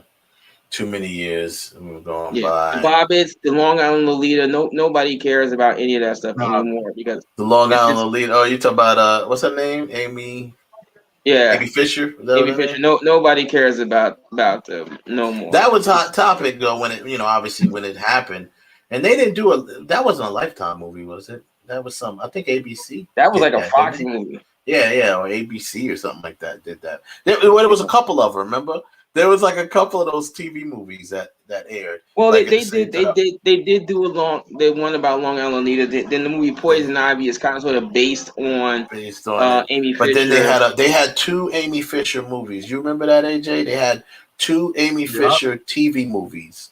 They aired damn near at the same time. It was like right behind each other. There was one that like maybe Fox did and one that like ABC did or something like that. Yeah, and they all suck. Yeah, they all suck. Poison Ivy doesn't suck. That's actually pretty decent. But really, they all sucked. Yeah, they all wasn't really that good. You want to know what happened to Lorena Bobbitt? She's remarried. Wayne Bobbitt tried to go in the porn business, then he tried to become a stand-up comedian. Amy Fisher, she's in the porn business. So yeah, that's pretty much where that is. That's it. Now you know where they went. So before who watched Falcon and the Winter Soldier? I did, and I thought it was. I was gonna talk. Falcon and Winter Soldier is so good, man. It's really a good show. I'm telling Ralph, you, need to. At this point, Ralph, you might as well let it finish. Yeah, and then try to binge it because it's only got 2 episodes left. Yeah, and actually, I'm taking 10 minutes here. I actually owe you and Kevin an apology, right? Because after I told that story, what happened last week with the Roku and stuff, when I finally got it working, I went to Netflix. It was the first time I ever looked up Netflix. I had no idea how much original content was up there. Oh yeah. I was sitting here and I was flabbergasted. I was like, oh my God. And it went from TV to movies to original programming to this, and I was like, documentaries, stand-up comedies. It's ridiculous. So yeah, and think about how little bit of time that they built all that content. It hasn't been that long, bro. No, they've been putting so much. And I did not realize that it was that deep. So I owed both of you an apology about streaming. I can't sit there and say it's the wave of the future, but it is a very great alternative to traditional TV. And so after we got off the air last Monday, I watched Cobra Kai. I watched it Monday and Tuesday night. And then Wednesday I watched My Name is Dolomite, which I liked. And then Thursday I watched Mama Rainey's Black Bottom. And everything I've seen so far, I like now. Yeah. They got some stinkers now. You're gonna come across a few. I'm sure I will. I do want to see the trial of the Chicago 7 before the Oscars because that's like 2 weeks away. I do want to see that. And I saw the Five Bloods. Like matter of fact, I think tonight when we're done, I'm going to watch that movie with Zendaya, Malcolm, and yeah. I think I want to watch that. That was decent too. That was only shot in that one location. It seemed like right, and it's all black and white. But then I'm looking to the television series, and I'm like, I forgot about Glow. I've always wanted to see that. I've never seen it. Glow's good. I think I just want to see this just because of the title, Schitt's Creek. I think I gotta watch that show because of that is the best name that I've heard ever. Schitt's Creek. That is the best. That is and it's so I love it. That like that title and the way it's spelled, it just screams sarcasm. Look at me. At me. Yeah, it screams sarcasm because the way it's spelled, they're getting away with it. I love it. It's like in your face. It's just like in your face stuff. But yeah, so that's good. 5 Bloods. Also, check out the if you didn't see it already, When They See Us. Check that out. Yeah, That's a mini series about the 5 the Central Park 5. Central Park 5. Yeah. I certainly want to see. Ava I saw. DuVernay. I looked at the trailer today for the 5 Bloods. I want to see that. But I mean, the TV show, like I could see, and I She's saw a gorgeous lady of wrestling. I saw that She's all point. the Charlie Theron movie where she was with the military. That still says I really want to see that one. You didn't watch that one yet? That was the old guard you talking about. Yeah. So I have a lot of catch up to do. But like I said, I owe both you and Kevin an apology about streaming. I had no idea Netflix had that kind of stuff. It's like, you just and I checked out literally Netflix. Yeah. And you only checked out Netflix. You know, you got all these other guys. Welcome to the new world, like Morpheus would say. I did look at the menu for HBO Max before I watched Justice League, and even though I wasn't looking at it because I was gone this weekend, I went to Baltimore this weekend. That's why I couldn't watch all of Justice League. That's one reason why. But I'm done with Justice League thing with you. I'm not discussing with you anymore. No. I did see it, but I didn't see all of it because I was somewhat kind of in between strokes. Yeah, it kind of wound up watching me for a while. You know, but when I left Saturday morning, HBO, regular HBO on cable was running season 1 of Game of Thrones. And I just happened to be watching because when it first came out, I stopped watching because I was like, "You guys killed your main character. You killed Sean Bean." This show was watch all of that stuff. You can watch all that stuff on HBO Max. Yeah, you can watch all of that. When I got to my room in Baltimore, it was still on, and I watched the last 2 episodes of season 1. I was like, "Wait a minute, this isn't actually so bad." It actually when I turned it on, it was at the part where they were cutting on Sean Bean's head. And then it showed the next 2 episodes with Peter Dinklage, and when his brother brings in the girl, he says, he says, "I'll protect you. I'll give you all the gold that you want, and no one would ever harm you. And you just got to ride me to like it's my last day." She said, "Well, let's just start with the last day." And I was like, "Oh, okay. Now you got my interest." So now I had to go back and I got to look at Game of Thrones too. Yeah, that's Game of Thrones. Well, I mean. There's a show on AJ. Did you see it? There's a show on HBO Max called the Flight Attendant. I watched that's with Katie Cuckoo. Yeah. I from wife loves that show. I like the show, man. I mean, I only saw the pilot. I like it. It's pretty cool. It's different. Very good show. It's different. It shows her in a different light. You know, a little bit different light. She still feels at the beginning of the first episode. It still feels like she's Penny from Big Bang Theory. She still feels a little bit like Penny because she's in that party mode and drinking and stuff like that. And Penny had a drinking issue, so I really had that going. But Leonard. Yeah, right, Leonard. But it has a nice dark twist to it, and it's like I didn't realize it was like a dark comedy type of thing. Did you watch Raised by Wolves? No, I never watched that. That's really good. That's Raised on HBO. That's on HBO Max. Raised by Wolves. Raised by Wolves. I'm gonna check that out too. And there's another film on HBO Max. It's an independent film, and it's a It's a film, but it's shot like documentary style, but it's a film, and it's called "There's No I in Threesome." That's the name of the film. It's called "There's No I in Threesome." Oh, I heard about that one. I was like, it's a cool. It was a very cool film. Like when it's basically about a couple that's like it's a foreign couple. They're like over in like I don't know where they are. I forget where they are, but they're like in Denmark or something like that. But they're in Europe, and the dude is making a documentary. He's a filmmaker. He's an amateur filmmaker, and he met this girl who's an amateur actor, and she, they got together and they've been together, and so he was documenting their relationship because he proposed to her, and they were, they had like a year of an engagement that he was documenting. But what they agreed to do was have an open relationship during that year, but everything has to be done on camera. Like, you know, you can see other guys, he can see other girls, but you have to document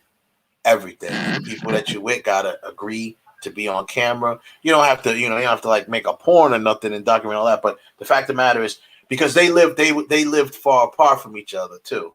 You know what I'm saying? They had like a long distance relationship.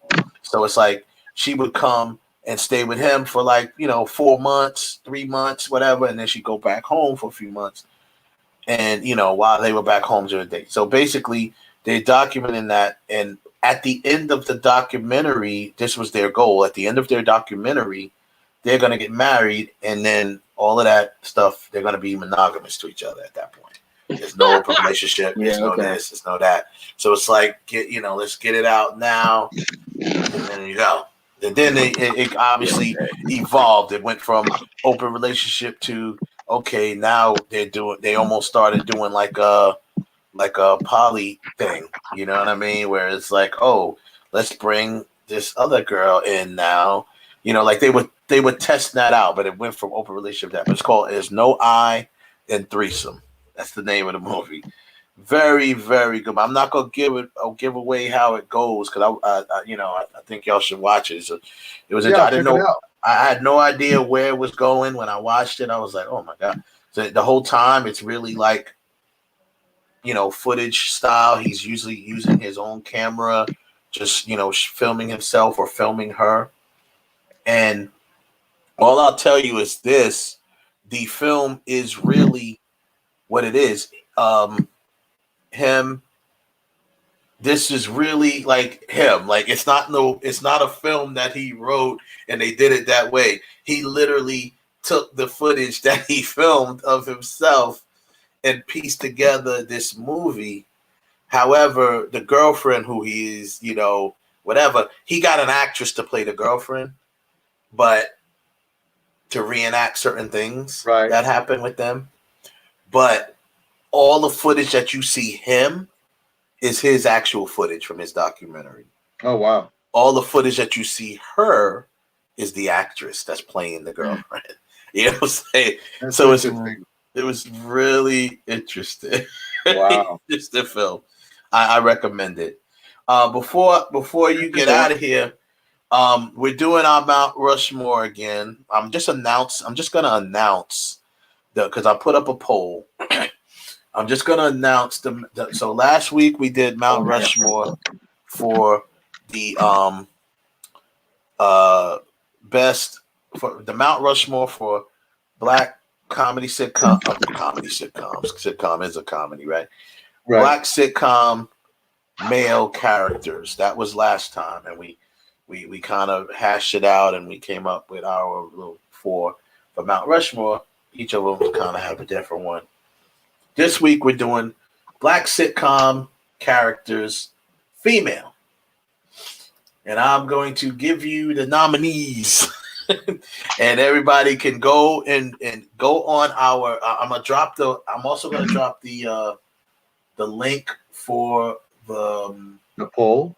The poll in the chat room too, so people can go in and I want everybody to go ahead and vote for who do you think should be on Mount Rushmore or Black sitcom female characters. Here are your choices: Claire Huxtable.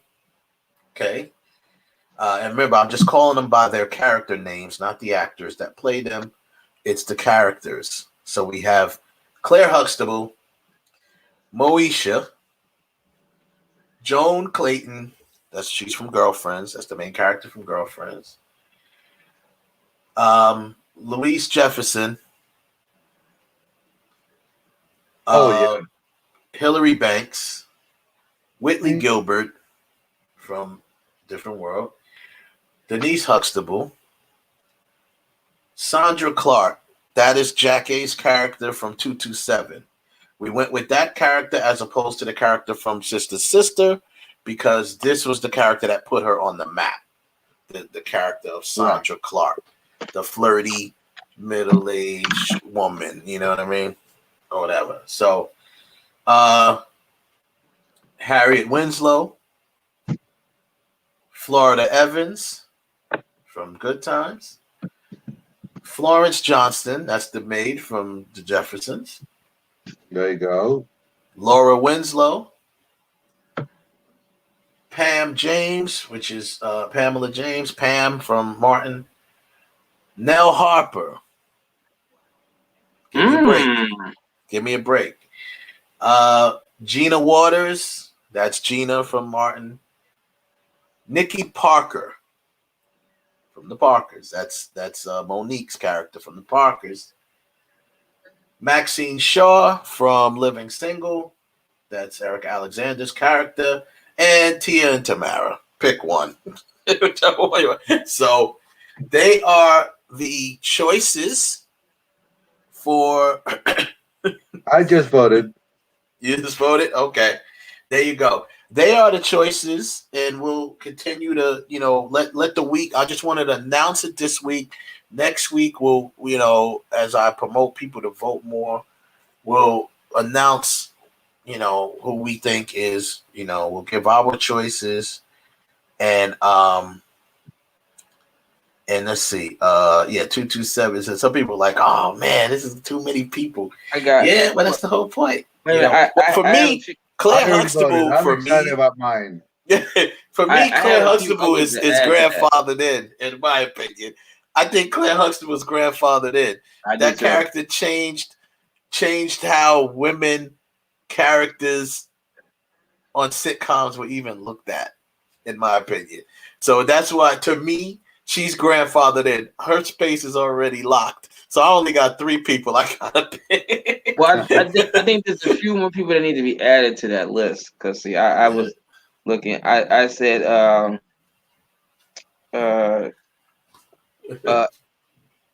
Esther Anderson from Sanford and Son.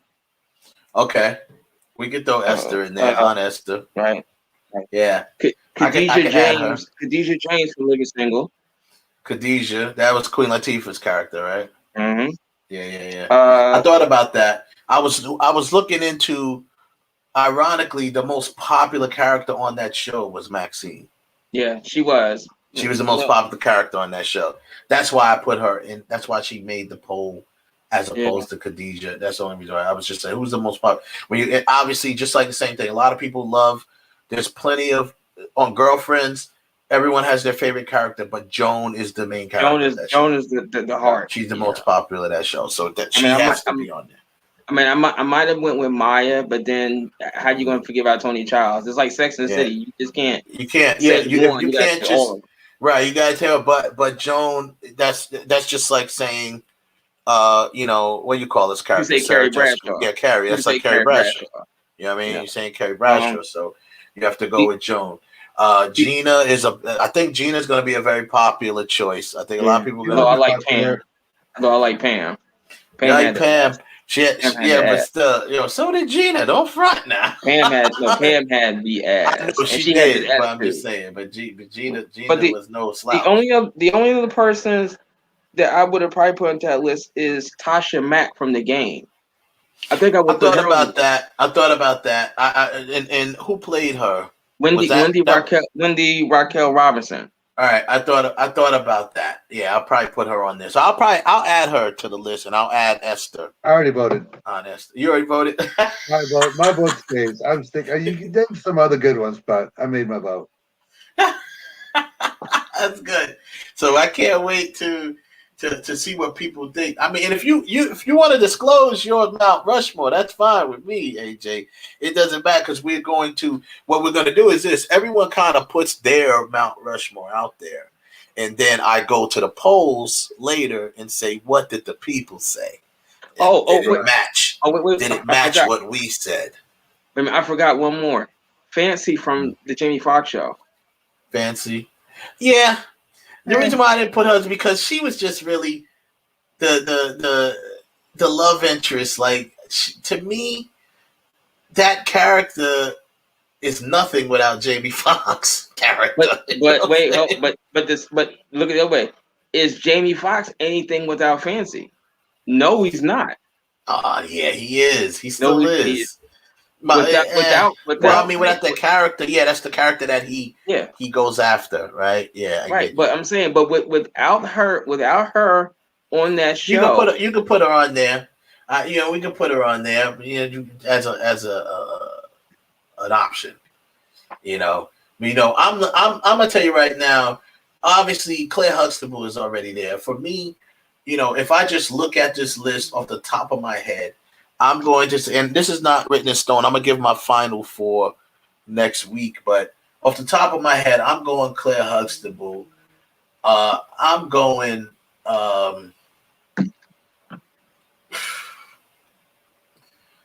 I'm probably going Florida Evans, man. I'm probably going Florida Evans. I might go with Florida. the only two locks I got right now are just. I do agree, Claire Huxtable, but Florence Johnston. Florence Johnson. That's the one that I'm going back and forth with. I may bump Florida Evans and put Florence Johnson on there because she was hilarious. What about Willona? You don't include Willona? No, I don't think she had enough. I mean, she had screen time, but then later in the show, she was the lead at that point, or as the show. But the show was almost over by that time. It was not as funny either at that time. But by then you had little Janet, little Penny. Yeah, Janet in there, Penny. Did we put Penny in there? I'm not gonna put Penny in there. Janet didn't really have a character in it. You know, her character she played Charlene from Different Strokes. She played Penny in Good Times. But I don't think that character wasn't big enough for me to make a Mount Rushmore. You know what I mean? It's like, what happened to your girl Kim Fields from Tootie? What happened to Tootie? I thought about that with Tootie. I think Tootie also got lost in that cast of The Facts of Life, and she was pretty much the token black person on that show. So she was dope. She was a funny character, but I mean, nah. That's why I didn't put her. I just be putting her because I love Kim Fields. That's all I'd be doing it for. Because I love Kim Fields. If that's the case, I'd put the one from her character from Living Single. So, did you want to? I'm more with that character, Regine. Regine, yeah. When I was younger, with Regine than Tootie. When I was younger, I was in love with a girl named Regine. Well, all I'm going to tell you is that I chose characters that were in sitcoms from the early 80s and 70s. Yeah, I can see that because that's really where I'm going to.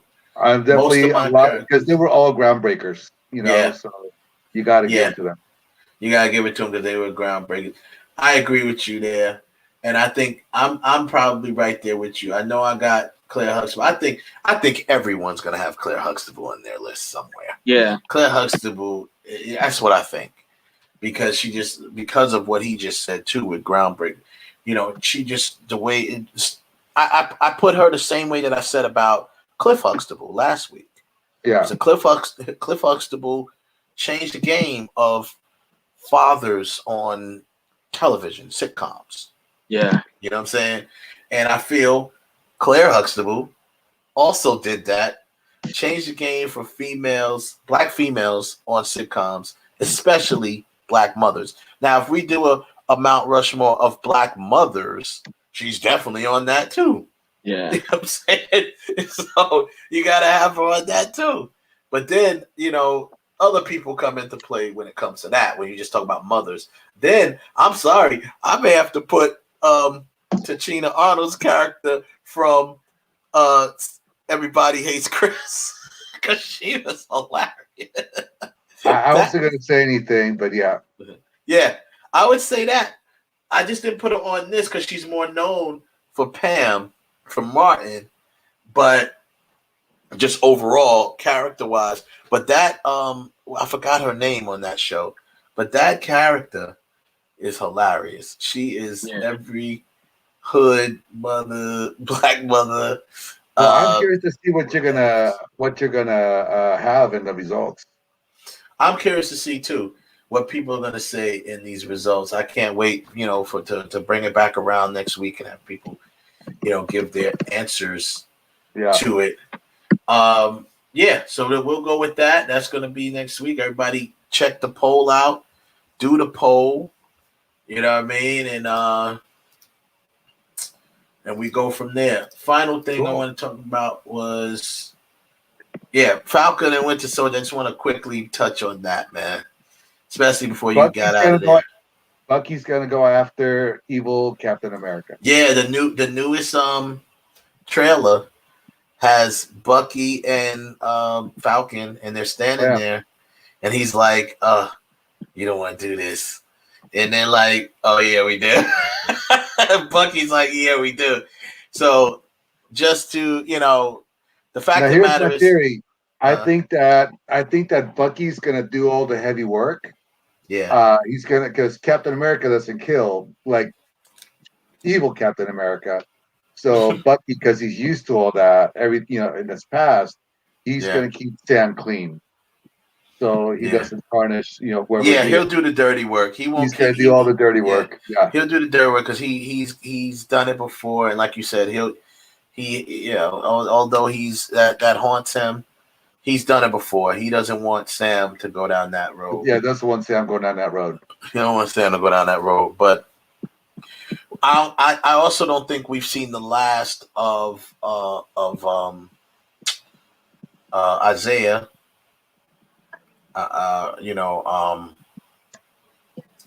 Is it Isaiah? Was that his name? His buddy? No, Captain America's buddy, right? No, I'm talking about Black Captain America. Captain America. No, he's going to show up in season 2. He's got it. Yeah, huh? He's got to show up in season 2. Yeah, he's going to definitely show up in season 2. And his nephew or grandson, whoever that is, he's the Patriot. In the comics. Yeah. He's the Patriot. So I'm wondering if, because this character, for people who may or may not know, he is one of the, they experimented him on a lot of black people. It was part of a storyline where they experimented on black people with the super soldier serum. And pretty much all of them died except him. You know what I mean? Yeah. And so he was, so that's where the storyline came from, where he was kind of like the Black Captain America, because he was one of the only ones that didn't die from taking the super soldier serum. And now his grandson, you gotta wonder if he got a little something in him. If he has anything, because it's blood, right? I think I wish I had Jay here to correct me, because I think the storyline in the comics went where he got a blood transfusion. Don't forget, they had all the serum built up. They had it in storage for like the second Hulk, for Abomination. Yeah, I know. That was all bad serum. Yeah, that was all bad serum. That's what the Abomination ended up becoming, because they tried to make him a super soldier, which they kind of did for a while, and then he just evolved into what he was. So this serum has been circulating the MCU for a while.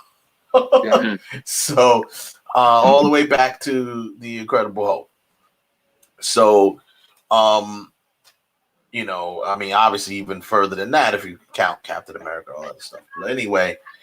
I believe I stood up and cheered at the end, like, no, don't let it be over. Oh man, another 5 minutes. I need like another 5 minutes. Yo, dude, it was really good, and I called it, man. I was like, this dude is gonna get his hands on the super soldier serum, and it ain't gonna be pretty. And that's what ended up happening, because he was just so. The Dora Milaje shows up in this episode. Oh, and it's so that. Awesome. I love that. They are so awesome. And they are whooping ass in this show. I mean, they show up in this episode, right? And because they're coming after Baron Zemo, because if you remember Baron Zemo from, he's a famous villain of the Avengers, but from Civil War, from Captain America Civil War. He was pretty much the one who put everything in motion. He had he activated the Winter Soldier, you know, and stuff like that, and put everything in motion, right? Yeah. So, you know, to get the Avengers turned against each other so they can take each other down. So they have to spring Baron Zemo out of jail in this the previous episode they did. They sprung him from jail because he, no matter what, as we say, he was a villain, but his cause was valid, at least in his own mind and in some other people's mind. He did not want the super soldier serum to get out and, you know, them make more super soldiers, because he feels that's what killed his family, and he's like, no one should have that much power. So they knew if they spring him from jail, he would come help them. And even though you can't trust him, you can trust he'll do one thing: he will destroy that serum if he gets to it. Yeah, that's one thing you can. That's the one consistent thing that you know you'll get from Zemo. So, you know, though, I love the narrative that they have in there, is that the world was better good night, placed. Carolinas. Thank you for coming in. We love you. Go ahead. But I love the narrative about how the world was actually working together when, like, the snap happened. Yeah. And everybody's like, they were like, they made it work. But when the blip happened, when they and came back, it became the shitty, crappy world again. Yeah, which means Thanos was right. Yeah, exactly. Which means Thanos is right, because after they were able to start life back up again and deal with the fact that half of the planet is gone, things started getting back in order. What we're actually going through right now. Well, like when the pandemic was going on, you know, people were nice. All this other stuff was going on. There weren't actual drivers out there. I don't know if we can cuss or not. There were bad drivers out there, whatever. Yeah. And now that things are opening up again, all the jerks are back. All the a-holes are back. Yeah. And it's like, oh man, I kind of liked it the other way. I know. I'm serious. They're getting all crazy, man. But, you know, anywho, so yeah, wrapping up the Winter Soldier, basically, you know, you got this new Captain America who doesn't have any powers. He's just a very good, you know, trained soldier and Purple Hearts and all this other stuff that he got. And they needed to have someone to wear have the shield and wear the suit, the uniform, and he did it. But he's too addicted to the fame. He's too addicted to that portion of. He's got an inferiority complex. America. Big time. He's got inferiority complex. He is in love with being Captain America. Yeah. So that is not a good thing, because the super soldier serum is going to heighten everything about you, your skills, and if you have this persona, if you got something inside of you like that, if you have a certain insecurities or fears, they're going to heighten with the serum. So if it's a vanity thing and you think you the ish, you think you that dude, it's gonna get even worse. You're gonna be like Kanye with the super serum soldier. Kanye West with the super serum soldier. Super soldier serum. You know what I mean? It's gonna be like, imagine him taking it. So, he does, and you know, when they fight Zemo, they get a chance. As I predicted, you know, he got his hands on one of the super soldier serums. He took it, and now it's about to be something. The last two episodes, I'm looking forward to Friday. Yeah, and he actually killed somebody. Ralph, he actually killed somebody. Captain America. Well, this is the new Captain America. Evil Captain America. He's evil. I call him evil Captain America. He killed somebody with the shield. He literally took the shield like this and and there's blood on the shield dripping from the shield, and everybody. Perfect title for the name of the episode. The whole world is watching. because the whole world was watching. Everybody was like this. They were just like this. With their phones. And the whole world saw Captain America kill a man in cold blood. After the guy said, "I didn't do it. It wasn't me." Yeah. All that shit. Because he wasn't the guy that killed his buddy. No, he wasn't. The guy was like, "He wasn't me. It wasn't me. It wasn't me." Because his partner ended up getting killed in the heat of battle by one of the other people that, the super soldier people. And what were they called? The flag smashers or something like that? Flag smashers. Yeah. But he just wanted to get somebody. He didn't care who it was. He was gonna get one of them. And I tell you, that was intense. And that last I'm gonna have to watch it again. I think I am gonna watch it. I did watch some of it again. That last shot, with Captain America. I'm trying to see if I can find that. Kills. I'm just Lord Falcon. Yeah. Yeah, there it is. Let me see if I can find that picture. The shot of that last scene with the shield and it's bloody. Here it is. Y'all gotta take a look at this. This is official. Let me see if I can find this. There it is. I'll share the screen real quick.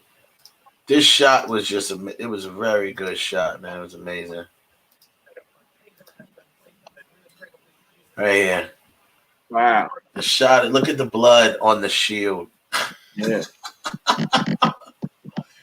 That is crazy. And that was the very last shot of that episode where they're showing everybody filming him. This was after he obviously killed the guy. And that was, wow. That was just amazing. Amazing. Loved it. And I can't wait for Friday. Now, I can't wait for Friday. I can't wait for it's killing me these weeks, man. I can't stand that. I'm so that's the plan. That's the plan. It's killing me. You're gonna have to wait. They're like we're not rushing. You're killing me, man. They did that to me with The Boys last season too, and that pissed me off. Because the first season of The Boys, they gave us the whole thing. You was able to binge it. Yeah. The first season of The Boys on Amazon, they gave you the whole thing, and then this week by week crap gets on my nerves. I'm like, why the hell, man? I'm on my reason I love Netflix, because Netflix gives you the entire season. They give you the whole season. That's another reason why I always love Netflix. Yes, when you get a series from Netflix, you get the whole thing. Yeah. Ozark, which they're actually filming they're about to start filming season 4. Comes out July. It does? Oh, so they're already filming it. Yeah, they're already filming stuff. Yeah, I think I saw that they were casting. They were casting for it, so they're probably still in the middle, of filming some of the episodes. They were probably casting extras for it. Wow. Yeah. Joseph Tanner in the chat room says, "Why, Captain America? Why?" Well, Joseph, that's evil Captain America. That's evil Captain America. All right, guys. That is not Steve Rogers. No. Nobody will be. And let's not forget this character is played by Wyatt Russell, Kurt Russell's son. Kurt Russell and Goldie Hawn. Yeah, Kurt Russell and Goldie Hawn's son, Wyatt. Apparently named after one of his best characters, Wyatt Earp. Kurt Russell played Wyatt Earp in Tombstone. And I'm assuming that's why he named his son Wyatt. Well, he's I can tell you can see his dad in him when he's acting. Yeah, you can. You can totally see it. Yeah, you can see it. Mannerisms and all that. Yeah, it's totally. I know. Yeah, there was one scene where he says something. I was like, oh yeah, that's definitely Russell. Exactly. He says like, yeah, just something like stay out of my way or something like that. He says, and I'm just thinking, oh man, all I'm waiting for him to say is come up and say, go ahead, skin it. Skin that smoke wagon and let's see what happens. I was actually thinking more more something like this. Escape. Yeah.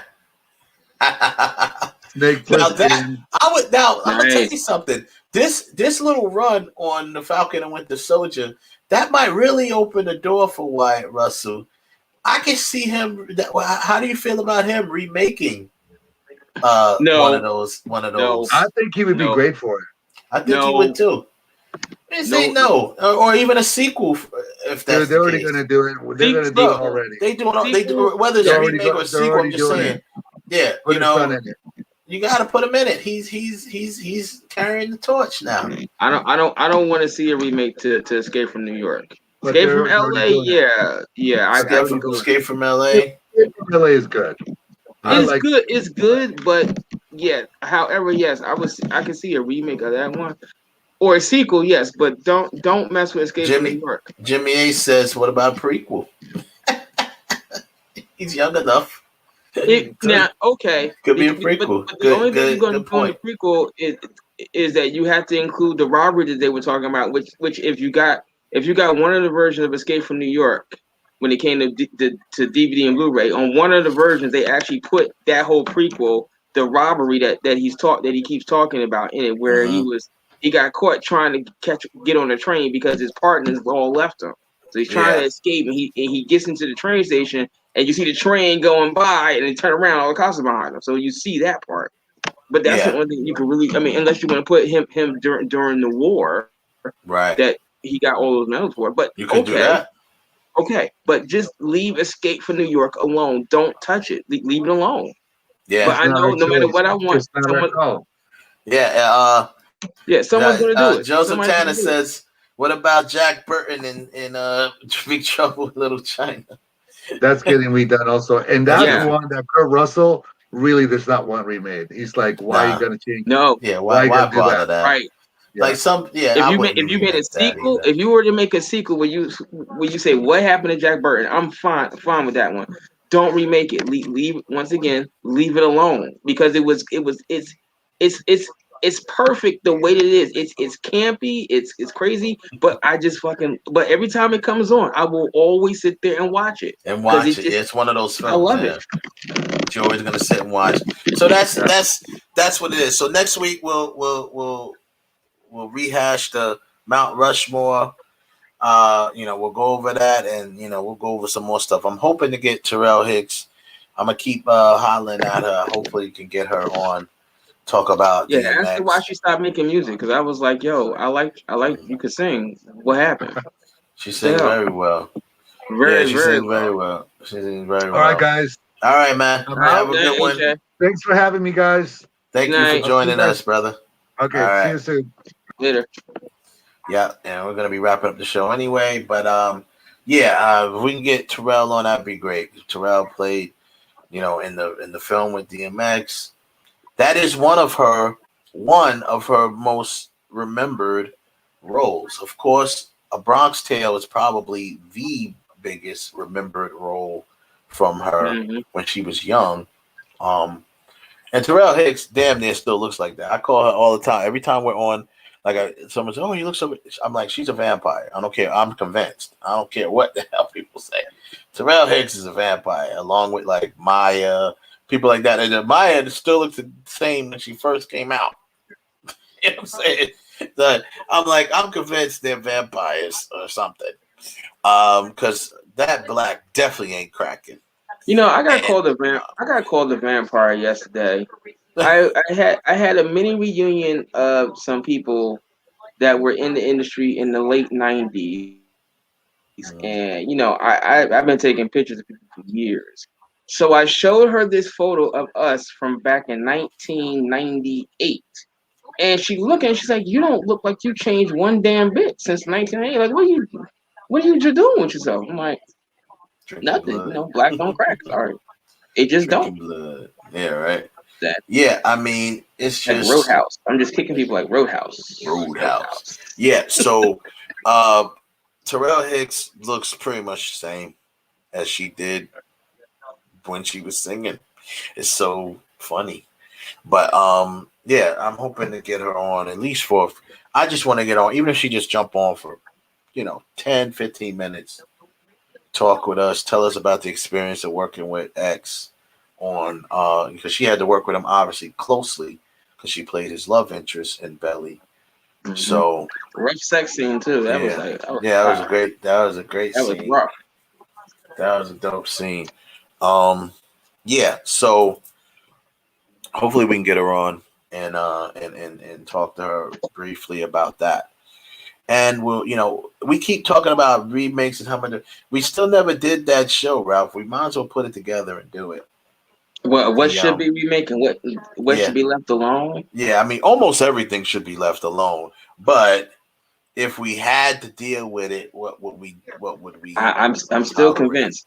If you only remake a movie if the original version was bad, or even if it was good, but you could add special effects now that enhance what you saw years ago, then great. But don't take a movie that we consider a classic, whether it is a legitimate classic or a cult classic. Don't remake it because the stigma that's there, like, not for nothing, I don't want to see anybody do a remake of The Breakfast Club. No, no reason. There was nothing wrong with it. And people say, well, we could do it up. No, you can't. And yes, teens' perspectives have certainly changed since 1985. But to find the right 5 people to give you the same blend that you got from the original 5, that's the hard part. And I personally don't think you can legitimately do that. Maybe in the 90s you could have did it when you had people like Sarah Michelle Gellar and Ryan Filipino. Maybe you could have done it then, but now, come on, the people that we see nowadays are all soft. I don't what are you going to do? Who's going to be the spoiled girl? Kardashian? No. Doesn't work. Remake a movie that's fair. Like I keep saying, 10 to Midnight. I'm all for that. Yeah. That'd be it. But that movie wasn't bad. It's just that it would be good to. But I mean, unfortunately, that movie probably wouldn't. They'd be canceling that movie if you showed No. Actually, I thought about that. That they wouldn't, because the basic premise for those who never saw 10 to Midnight is he's a Charles Bronson plays a detective that's trying to find this murderer that is killing women. Okay. Yeah. And that's what there's a lot of nudity in it, and the guy is a part-time stalker. We deal with that kind of problem today. So yes, you could remake. I saw this again the other day. Sharky's Machine with Burt Reynolds. You can make that into a hard-boiled cop movie. Yeah. But do I want to see you go out there and remake Escape from New York? No. I don't want to see you remake The Breakfast Club. I don't want to see you remake Ferris Bueller's Day Off. I don't want to see you make The Godfather, Jaws, Star Wars, The Tower Inferno. Right. No, you don't want to see none of that stuff. Tootsie. I mean, the list goes on. Don't touch it. Leave them alone. Rain Man. No, I don't want to see no one do a remake of Rain Man. I don't want to see no one do. I don't want to see nobody do a remake to a degree. Even though it's a play, and you probably could remake it. But Misery, don't remake Misery. No, it's no point in remaking that. No point. I mean, I could see them doing it though. Unfortunately, I could see them doing that, remaking that. I don't know. I don't know how you're gonna top what Kathy Bates did in the film. So but I can see them doing it. Unfortunately. Yeah, don't remake Boys in the Hood or Friday. I mean, and there is such a huge list of movies that you shouldn't remake. And really, there's a big list of movies that you could remake. Tackle those. Yeah. No. Yeah, and leave all the good stuff the way that it was. Like, that's why I said with RoboCop, I did not like the remake of RoboCop. It's an okay movie, and if there wasn't an original RoboCop, yeah, it would be good. But there was an original RoboCop, and it doesn't match up to the greatness of the original one. Nowhere Leave it near. alone. Don't remake Running Scared. Don't do that. No. I can see them doing it, but don't do it. Hell, and I mean this. Do not remake. Cause someone said this, I was in a movie store the other day and they were talking about. Don't remake a soldier story. Don't touch it. Leave it. Yeah, alone. I hope they. I mean, I can't even imagine why they would even have anyone would have the balls to do that. Nah. Things of that nature with the casting, because I think a lot of people think that, well, you could just put a cast together and you could just make it. No, the cast have got to gel together. It's a very delicate piece. If you look at the Avengers, if you even look at the Avengers, everybody has a specific role, but they all interact with one another. And if one person isn't meshing, it throws off the entire thing. That's why everybody in the Avengers mesh together. Yep. And that's the key when you're gonna remake or forget remake. When you're making a movie, the cast has to gel. Don't remake 48 Hours. No. You can say, well, we could remake. We could have Kevin Hart play the Eddie Murphy character, and we'll have Bryan Cranston play the Nick Nolte character. No, it sounds good on paper, but no. Don't do it. Live and learn. Yeah, no, I agree with you. Don't do none of that stuff. But we'll have to see what would make a decent remake. Definitely a movie that was done bad from the beginning. I only have three. I keep saying the 10 to Midnight, War Games, and The Last Starfighter. Those are the only three movies I could legitimately say that I wouldn't mind seeing. What about, because you talk about special effects and fantasy, what about The Never-Ending Story? No, let me rephrase that. Yes, you could remake The Never-Ending Story. You could remake Willow, really, but Willow. Do you need to? No. Well, maybe to reintroduce it to the new generation, because the here's the cold hard facts about this the Gen Zers. They are not interested in watching older movies. They don't want to do it. I don't know why. They're not interested in it. They don't want to watch them. They just don't find them amusing. They don't want to watch them. There's a lot of them like that. Some of the millennials too, but mostly Gen Zers, for whatever reason, maybe it's just the way they look or whatever the case should be, they don't want to watch older movies. So The Never-Ending Story, and remember, it was just the popularity of it came back from Stranger Things. Mm-hmm. Stranger Things had that whole part where they're singing the song. Tell me what you see. They're singing the song, and the song was in rotation for a while. Like, the song was being played. The streaming for that song went up because of Stranger Things. But you can literally go. I can literally go on the iTunes, Alexa, and say play. Play for Amazon Music and play that song from Stranger Things. But no, I like The Never-Ending Story. No, A Princess Bride. No. And now Legend, maybe. Legend is a maybe. Legend. Maybe you could remake. Yeah, I wouldn't do The Princess Bride because that's just was the way it was. It was you can't make that over because of the way it was. And even if you could make it, who are you going to get to be the character Andre the Giant? Nobody. So then you're going to have to change the complexion of who Andre the Giant's character was. And no. It doesn't. That definitely doesn't mean. Now I'm talking about if I want to see I want to see a remake or a redo because it just didn't. Like, there's movies that I want to see redone because they were just terrible when they were done. That would be The Lone Ranger. I'd like to see a good version of The Lone Ranger.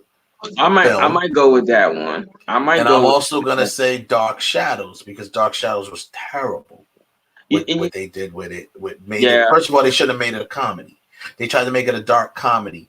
If you're gonna do Dark Shadows, I'd rather you actually just do it as a series. Don't even do it as a movie. Do it as a series because that's what it was. That Right? might work Because better. that's what it was. It was a series, So And now that I'm thinking what about about Tales from the Dark Side? But see that's as a just series. it's Tales from the Dark Side, Tales from the Crypt. They're just another continuation. It's just you series, can create another Yeah. you can create another story in that mode, and it doesn't have to be what you already saw. Right, that's true. So it's not really a remake. It's just a continuation of a Continuation. brand. Now what I wouldn't mind seeing a remake since you brought that up. I wouldn't mind seeing Action Jackson remade. I might go with that one. Who we got? Michael B. Jordan? Yeah. I can see that. Michael B. Jordan and maybe Zendaya as the female lead. Maybe. Maybe. But I could even see John David Washington. He could probably do it. He could do it. Yeah, and then as a Action female Jackson. lead, I would take Zendaya. I would take Zoe Saldana. There's a plethora of girls. You need somebody who can handle the action, and it's beautiful. Yeah. It's gonna be hard to find someone as beautiful as Vanity, but I'm just Yeah, that's a stretch. It's a stretch. I'm not going to kid. See, listen, you millennials out there, y'all don't know about Vanity. Vanity was she was the woman. Yeah. Right. Yeah. Yo, when she did there's this not many that look like her. She was just so. There's no words. There's just no words. And Prince had that, and he traded her for Apollonia. And listen, Apollonia isn't a bad trade at all. Nothing to sneeze at, but that's no vanity. It ain't vanity. Apollonia was fine.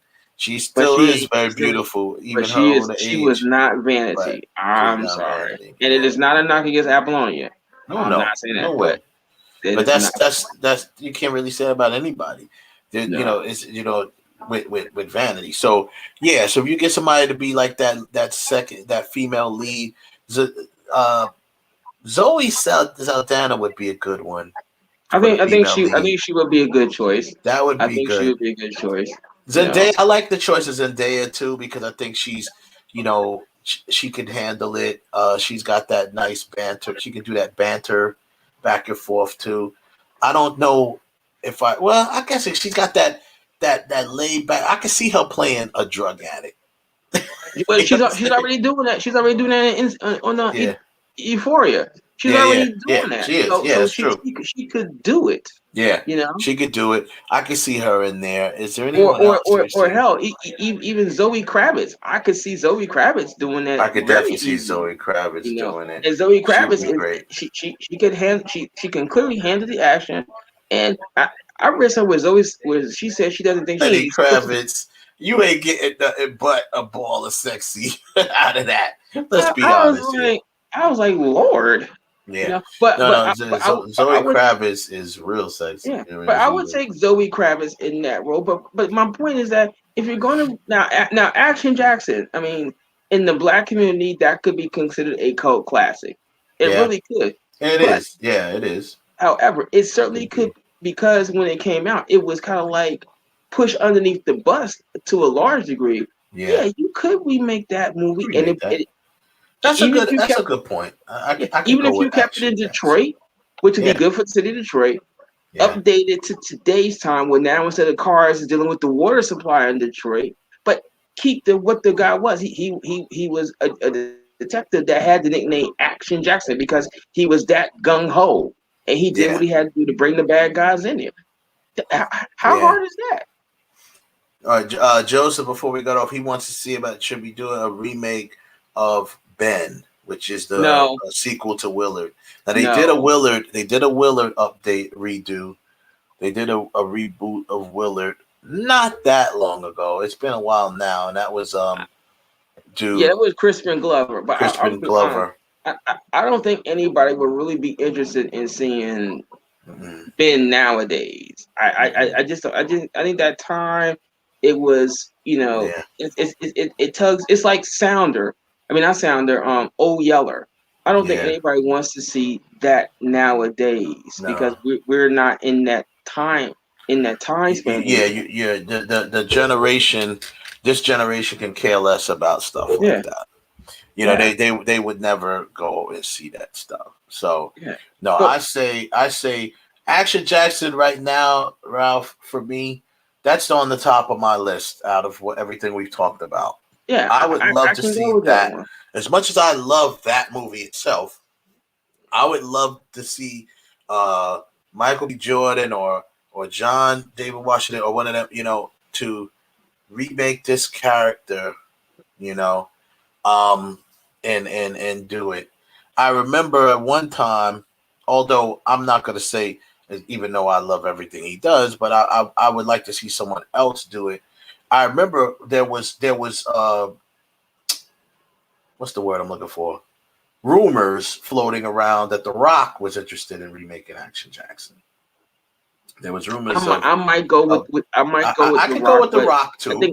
I could go with The Rock because he's obviously got the build for it. He's got the and he's funny. You know, he can be, you know, he can get the one-liners, the cheesy one-liners, you know, you know, stuff like that. The cheesy one-liners. I could see him doing that too. I can see The Rock doing it. And still, but your female choices, the male choices you can go through. The Rock is probably the ultimate closest, choice. Right? He's the ultimate choice because if he does it, it's going to be a monster film. Right, and then you automatically guarantee that. Oh, well, this could be $100 million movie, and I don't think Action Jackson needs to be a $100 million. It just needs to be a solid, fun movie. It'd be nice if it was because we love it so much, and it never did make that kind of money. So if it did have someone, like I said, the ultimate choice would be The Rock as the character. It would finally get that. Be cool. I'd be cool with it if it made 100 million plus. But I don't think that it doesn't need to be. Yeah. I think it just has to be a good, solid movie. Yeah. You know, which still has the cheesy one-liners like Schwarzenegger would give you, but gives you some good action, some good feet, some good reaction from the female lead where she's not. Yeah. Even though she's supposed to be the high damsel in distress, she's not really the high damsel in distress. She's really she can stand her own with Rock or John or Michael. She can stand her own. Well, here's my ultimate cast for the ultimate Action Jackson movie. The Rock, Dwayne Rock Johnson as Action Jackson. I'd go with out of the ones that you threw in there. I'm gonna go with Zoe, but I could take either one of them. But I'll go with Zoe as I'm the gonna mess female. you up. I'm gonna mess you up. I'm gonna take The Rock. Right, my female lead is Priyanka Chopra. That's my female lead. I'm gonna mess. And like what? Yeah, they've worked together before. Yeah. But I'm gonna take Zoe as the female black lead. And then I'm gonna go with you. Bring in somebody like I'm gonna really throw the blockbuster villain in there. We're gonna bring in Christian Bale to play Peter Delaplane. Oh no! You bring in Henry Cavill to play Peter Delaplane because then he can go toe to toe type of deal. Yeah, right. So that would be good. So and him and Dwayne, good job, because him and Dwayne want to work together anyway. Not that cheesy one that the first one did. Yeah, you know. Yeah, they could really go at it. Yeah, so I mean, there is a whole lot, but that kind of Henry Cavill as Peter Delaplane, that would be pretty cool. Right, and then you got now you got to get another hot girl because you got something. Sharon Stone, you got to play Sharon Stone. Yeah, Sharon Stone's character. And hold on a second. Sharon Stone's character for Miss Delaplane. Now you got to get. Well, that's easy. That's Margot Robbie. To me, that's Margot Robbie right there. You know, or somebody like that. Could be Margot Robbie. They would probably have to expand her role because Margot Robbie is now so big. She wouldn't be in. It would be a waste to have her because her role would have to be expanded a little bit. She probably wouldn't be killed until near the very end instead of near the the end. end, instead of in the middle of the movie. Yeah, Right. Yeah. But speaking of Sharon Stone, I do have her book. I do have it. See, I got it. Nice. And I've been looking through this. I got some thoughts about this book that I'll share later on because I've been thumbing through it. We can talk about it next week. I have the book too. I have a digital version of it because I had ordered it a long time ago, so it should have been delivered to my Kindle. I just never looked. So yeah, that's I'm gonna check it out too. Read through it, and be nice to get her on.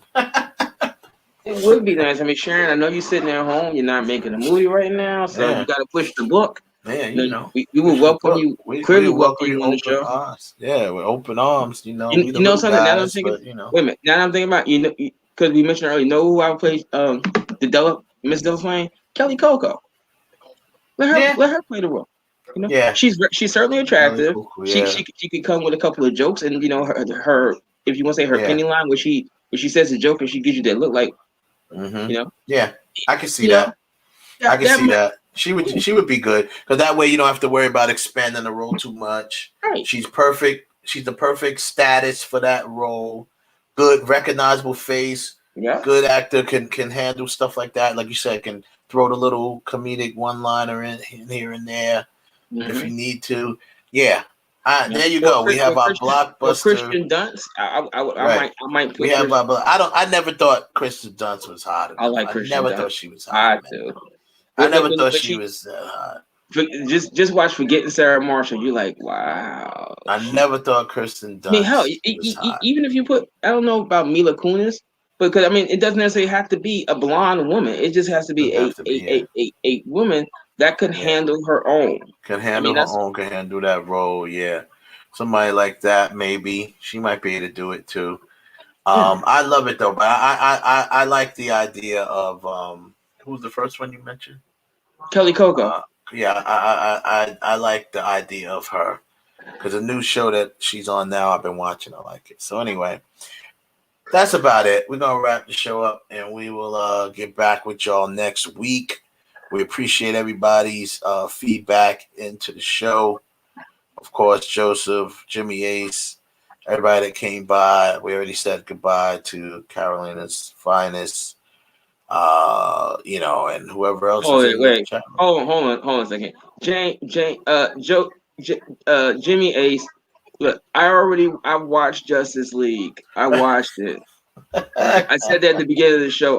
When I watched Justice League. But what I said was I have to watch it again because it came to a point this weekend where Justice League was watching me. So I have to rewatch it again. But I did get to it.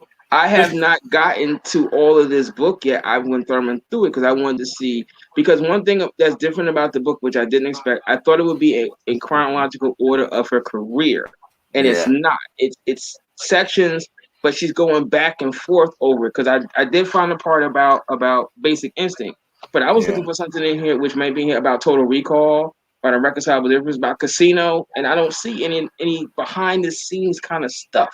At least yet. I mean, it very well may be in here, but I got to do some more digging through it, you know? Yeah. So, calm down. I'm gonna go through it and see. You and the New York Giant fans, calm down. Calm down. I saw Justice League. Oh, Lord. But he saw it, but he can't really comment on it until next week when he watches it. Yes, because I have to. I was a little busy this weekend. I have to watch it again. I got to do a recap. A spoiler-filled recap on some things, but like I said, I don't see how he possibly could have got Lois pregnant because of just he's Superman and Superman. Man. Even with that one, wouldn't the sperm shooting out of him kill Lois? Nah, I guess not. Even if he had a condom on, wouldn't it bust through the condom and like? Apparently it did. Apparently it did.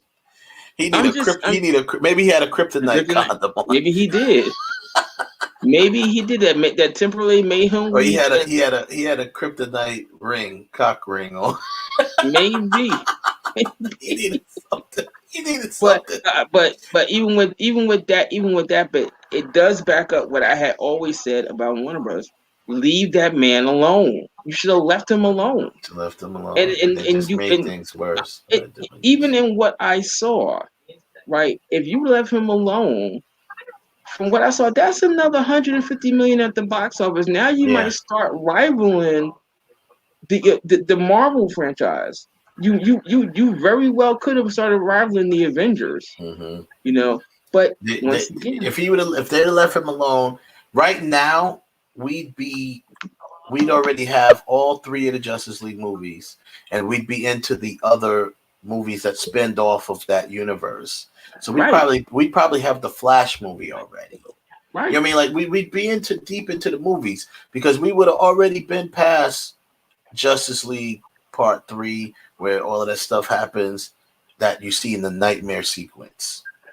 You know what I'm saying? So it would been done already, but they had to just continue to screw it up. But we'll get back at it next week. And next week I'm going to ask this question because someone posted this on another movie room on Facebook. Which universe was actually better, the Nolan verse or the Snyderverse? Well, I mean, the Nolan verse only has the reason why I'm gonna say the Snyderverse is only because it actually embodies the different characters. The Nolan verse, you would have saw none of those other characters come into the Nolan verse because he just wanted to keep it as realistic as possible. Agreed. So you wouldn't have seen any power characters come into his universe. So that's why. But I think when they were asking the question, I think they're taking that consideration, but also the storyline, who's playing who, the character development. I mean, it's hard for you to pick out someone in the Snyder universe that gave you the level of Heath Ledger. It's very hard to do that. I mean, to give you a level of Heath Ledger, but like I said, there's a lot of people that will argue that Ben Affleck was a better Batman. Christian Bale. You know what I mean? That is very. I mean, personally, I'm split with that question. I think that Bale was the better Batman, but I think I'm sorry. I think Affleck was the better Batman, but I think Bale was the better Bruce Wayne. No, but that's just a matter of opinion and taste. It's a matter of opinion, a matter of opinion and taste, definitely. But when you really start breaking that, I do think that Nolan's universe was just better because it still was much more real. It gave it a real world feel than what you come with the Snyderverse because you don't have any superpower. You don't have a Superman flying around or a Flash running through it. You don't have that. It's just Batman. So if you just take it that way, then Nolan's verse is like you really felt that there was a real guy jumping rooftops, but you never got the thought that you see someone flying over your head. Acting wise, I would say the Nolan universe is better because everybody was stepping up big time. Yeah, they were. Yeah, as far as acting goes, it's just to me it's apples and oranges comparing those two universes because you're comparing a universe that has actual fantasy characters to a universe that has nothing but reality type characters, human characters with no special abilities, just, money, whatever, will, whatever it is, and skill, but no real, fantasy characters. So it's just like, that's where the discrepancy comes in. Yeah. And it's like, well, it depends on, at that point, it's your taste. What do you want to see? The whole thing is, we loved what Nolan did for what he did, but could I live through a whole franchise of Nolan type of stuff? No, because you're not going to get what we want to see. You're not going to get the Avengers. You're not going to get the Justice League. You're not going to get nothing like that. Right. At some point, if Nolan would have kept going, someone would say, wait a minute, man. What about Superman? What about Superman? Yeah. What about Batgirl and all these other characters? And he just doesn't want to. I just think, to be honest with you, Nolan just didn't want to take on.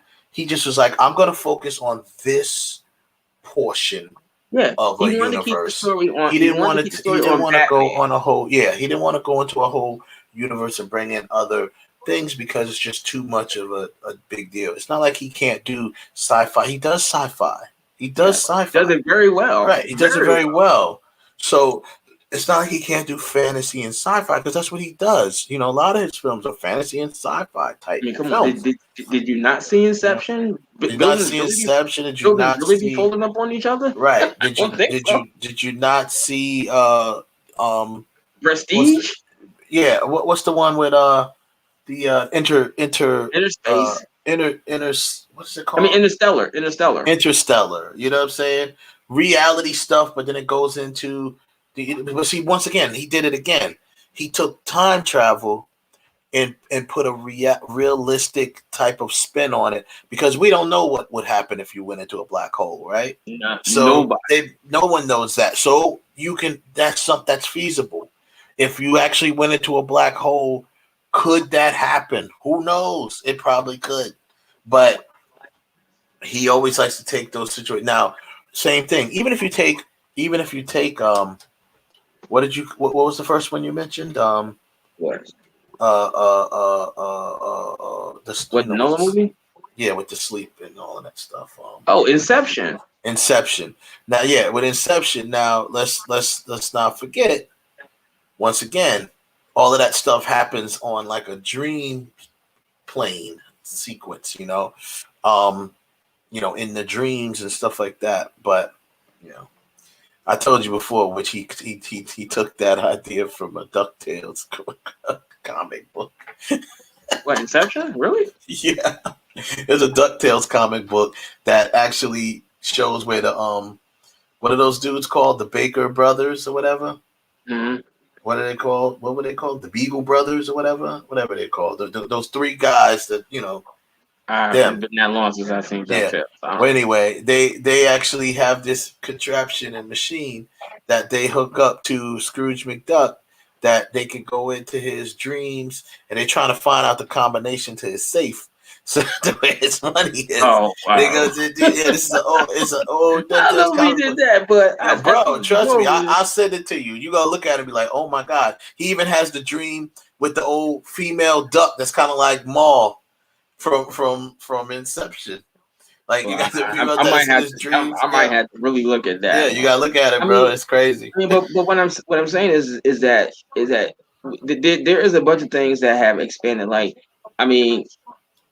not for nothing, people can sit here and say which Star Trek was better, the original cast or the Next Generation. Next Generation has much more souped up stuff in it, but is it really better than the original Star Trek series? That's your own personal taste. And hell, is Voyager or Enterprise or Deep Space Nine better than Next Generation? Yeah, it's all your interpretation. That's all up there for interpretation, exactly. So that's what it is. But anyway, we'll talk about that. And real quick, I'm sharing the screen. I'm just showing you. I have a PDF of it, and I'll show you. I'll try to find it and send it to you. There's a screenshot from when they had this machine where they hooked up to Scrooge McDuck, where they were going into his dreams. Here's some more shots. They did that on Star Trek too. You could sit there and any episode with Data. They did some episodes. They did that. They went into his dreams. So there's specific stuff in this. I'm telling you, that's exactly in this comic book that is very, very like from Inception. Yeah. Specific stuff that you can see the parallels of it, of course, where they're into his dreams. That's why you say people right there. See, look, there's right there. Chris Nolan stole his ideas from DuckTales. Wow. I'm telling you, man. Well, DuckTales stole their sign from George Lucas, so there. Look at the way it says DuckTales. That's Indiana Jones. That's the scheme, the color scheme for Indiana Jones. No, even look at that. Even the way it's laid out. That's the way like Indiana Jones is. See, look, here's somebody else here. There's many people that reported on it now. There it is, right there. Stole the plot from DuckTales.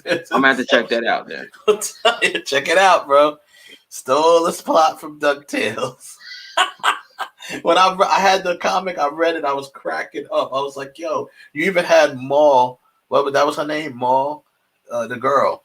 When there's this girl that keeps coming up in his dreams. Oh, that's his wife in the movie. Yeah, that's his wife in the movie. In the movie, yeah, but this is what happens in DuckTales too, where Scrooge is dreaming about some girl that pops up. It's a female duck. with the hair, the short haircut, and the whole nine, dude. That shit's hilarious. And it clearly came out way before Inception, this DuckTales comic book. So, or did it? Oh, Inception, yes, it did. Question. Or, no, I'm saying if it was Inception, or did it? I know, right? Did they go into Nolan's mind? Yeah, did they go into Nolan's mind and put it into his mind? But yeah, it's too funny, bro. It's too funny. Anyway, that's it. I just wanted to show that to everybody. You gotta check it out. If I can find it, I'll send it over to you. I'll check that out. We'll get at y'all next week. Thanks for coming in, y'all. And you know how it is, man. I'm gonna say this. Even if you vaccinated, play by the rules. Still have your mask. Still have your, still don't. The vaccine is good for people to do it, and I don't knock people who do it. But educate yourself on it. It doesn't prevent you from getting COVID, and it definitely does not prevent you from spreading COVID. So just remember that. It does help you if God forbid you contract COVID. It does help you, it makes it less, severe. But don't think that's a get out of jail free card. If you get that vaccine, do not go and say like, hey, don't just go out and think you can go and cough and sneeze all over people. Exactly, because you could get your ass whooped. I just saw some article the other day about some woman that the police gave her 30 days in jail because she sneezed on somebody on purpose. Like a cancer patient or something like that. Like, and they gave her 30 days in jail. Yeah. Like, look, don't play around. Don't play yourself. Don't be that gal. Don't be that guy. Still wear a mask. Follow. Once the numbers actually start to go down, that's when everybody can start feeling a little more loosey-goosey. Stay on point right now. Exactly. Stay on point. Don't take what you've been doing the last 13, 14 months. Yeah. And 1 week and blow it, and next thing you know, you're sick. You're like, what happened? I was so careful. Yeah. No, you wasn't careful that weekend. You weren't careful that weekend. Just stay on point. Stay sharp out there, everybody. Don't be that guy. Don't be that gal. I'm not going to tell anybody to go get vaccinated because that is your choice. That is your right. You can wear the mask. But I am going to tell you, wear the mask. Because even if you do get vaccinated, wear the mask. You still need to wear the mask until somebody give you the okay. Now you can. Fauci says okay. Now you can begin to take the mask off. Until you get that okay, keep your mask on. Protect yourselves at all costs. Right. Because the mask is not only to protect yourself, it's to protect others. It's to protect you and protect others. Because now, yes, the people who are vaccinated, you may be protecting yourself from getting severe COVID, but you're not protecting yourself from spreading COVID to other people. And that's the key. Just remember that. And that's all I'm going to say about that, as Forrest Gump says. You guys have a good night. Thank you very much. Night.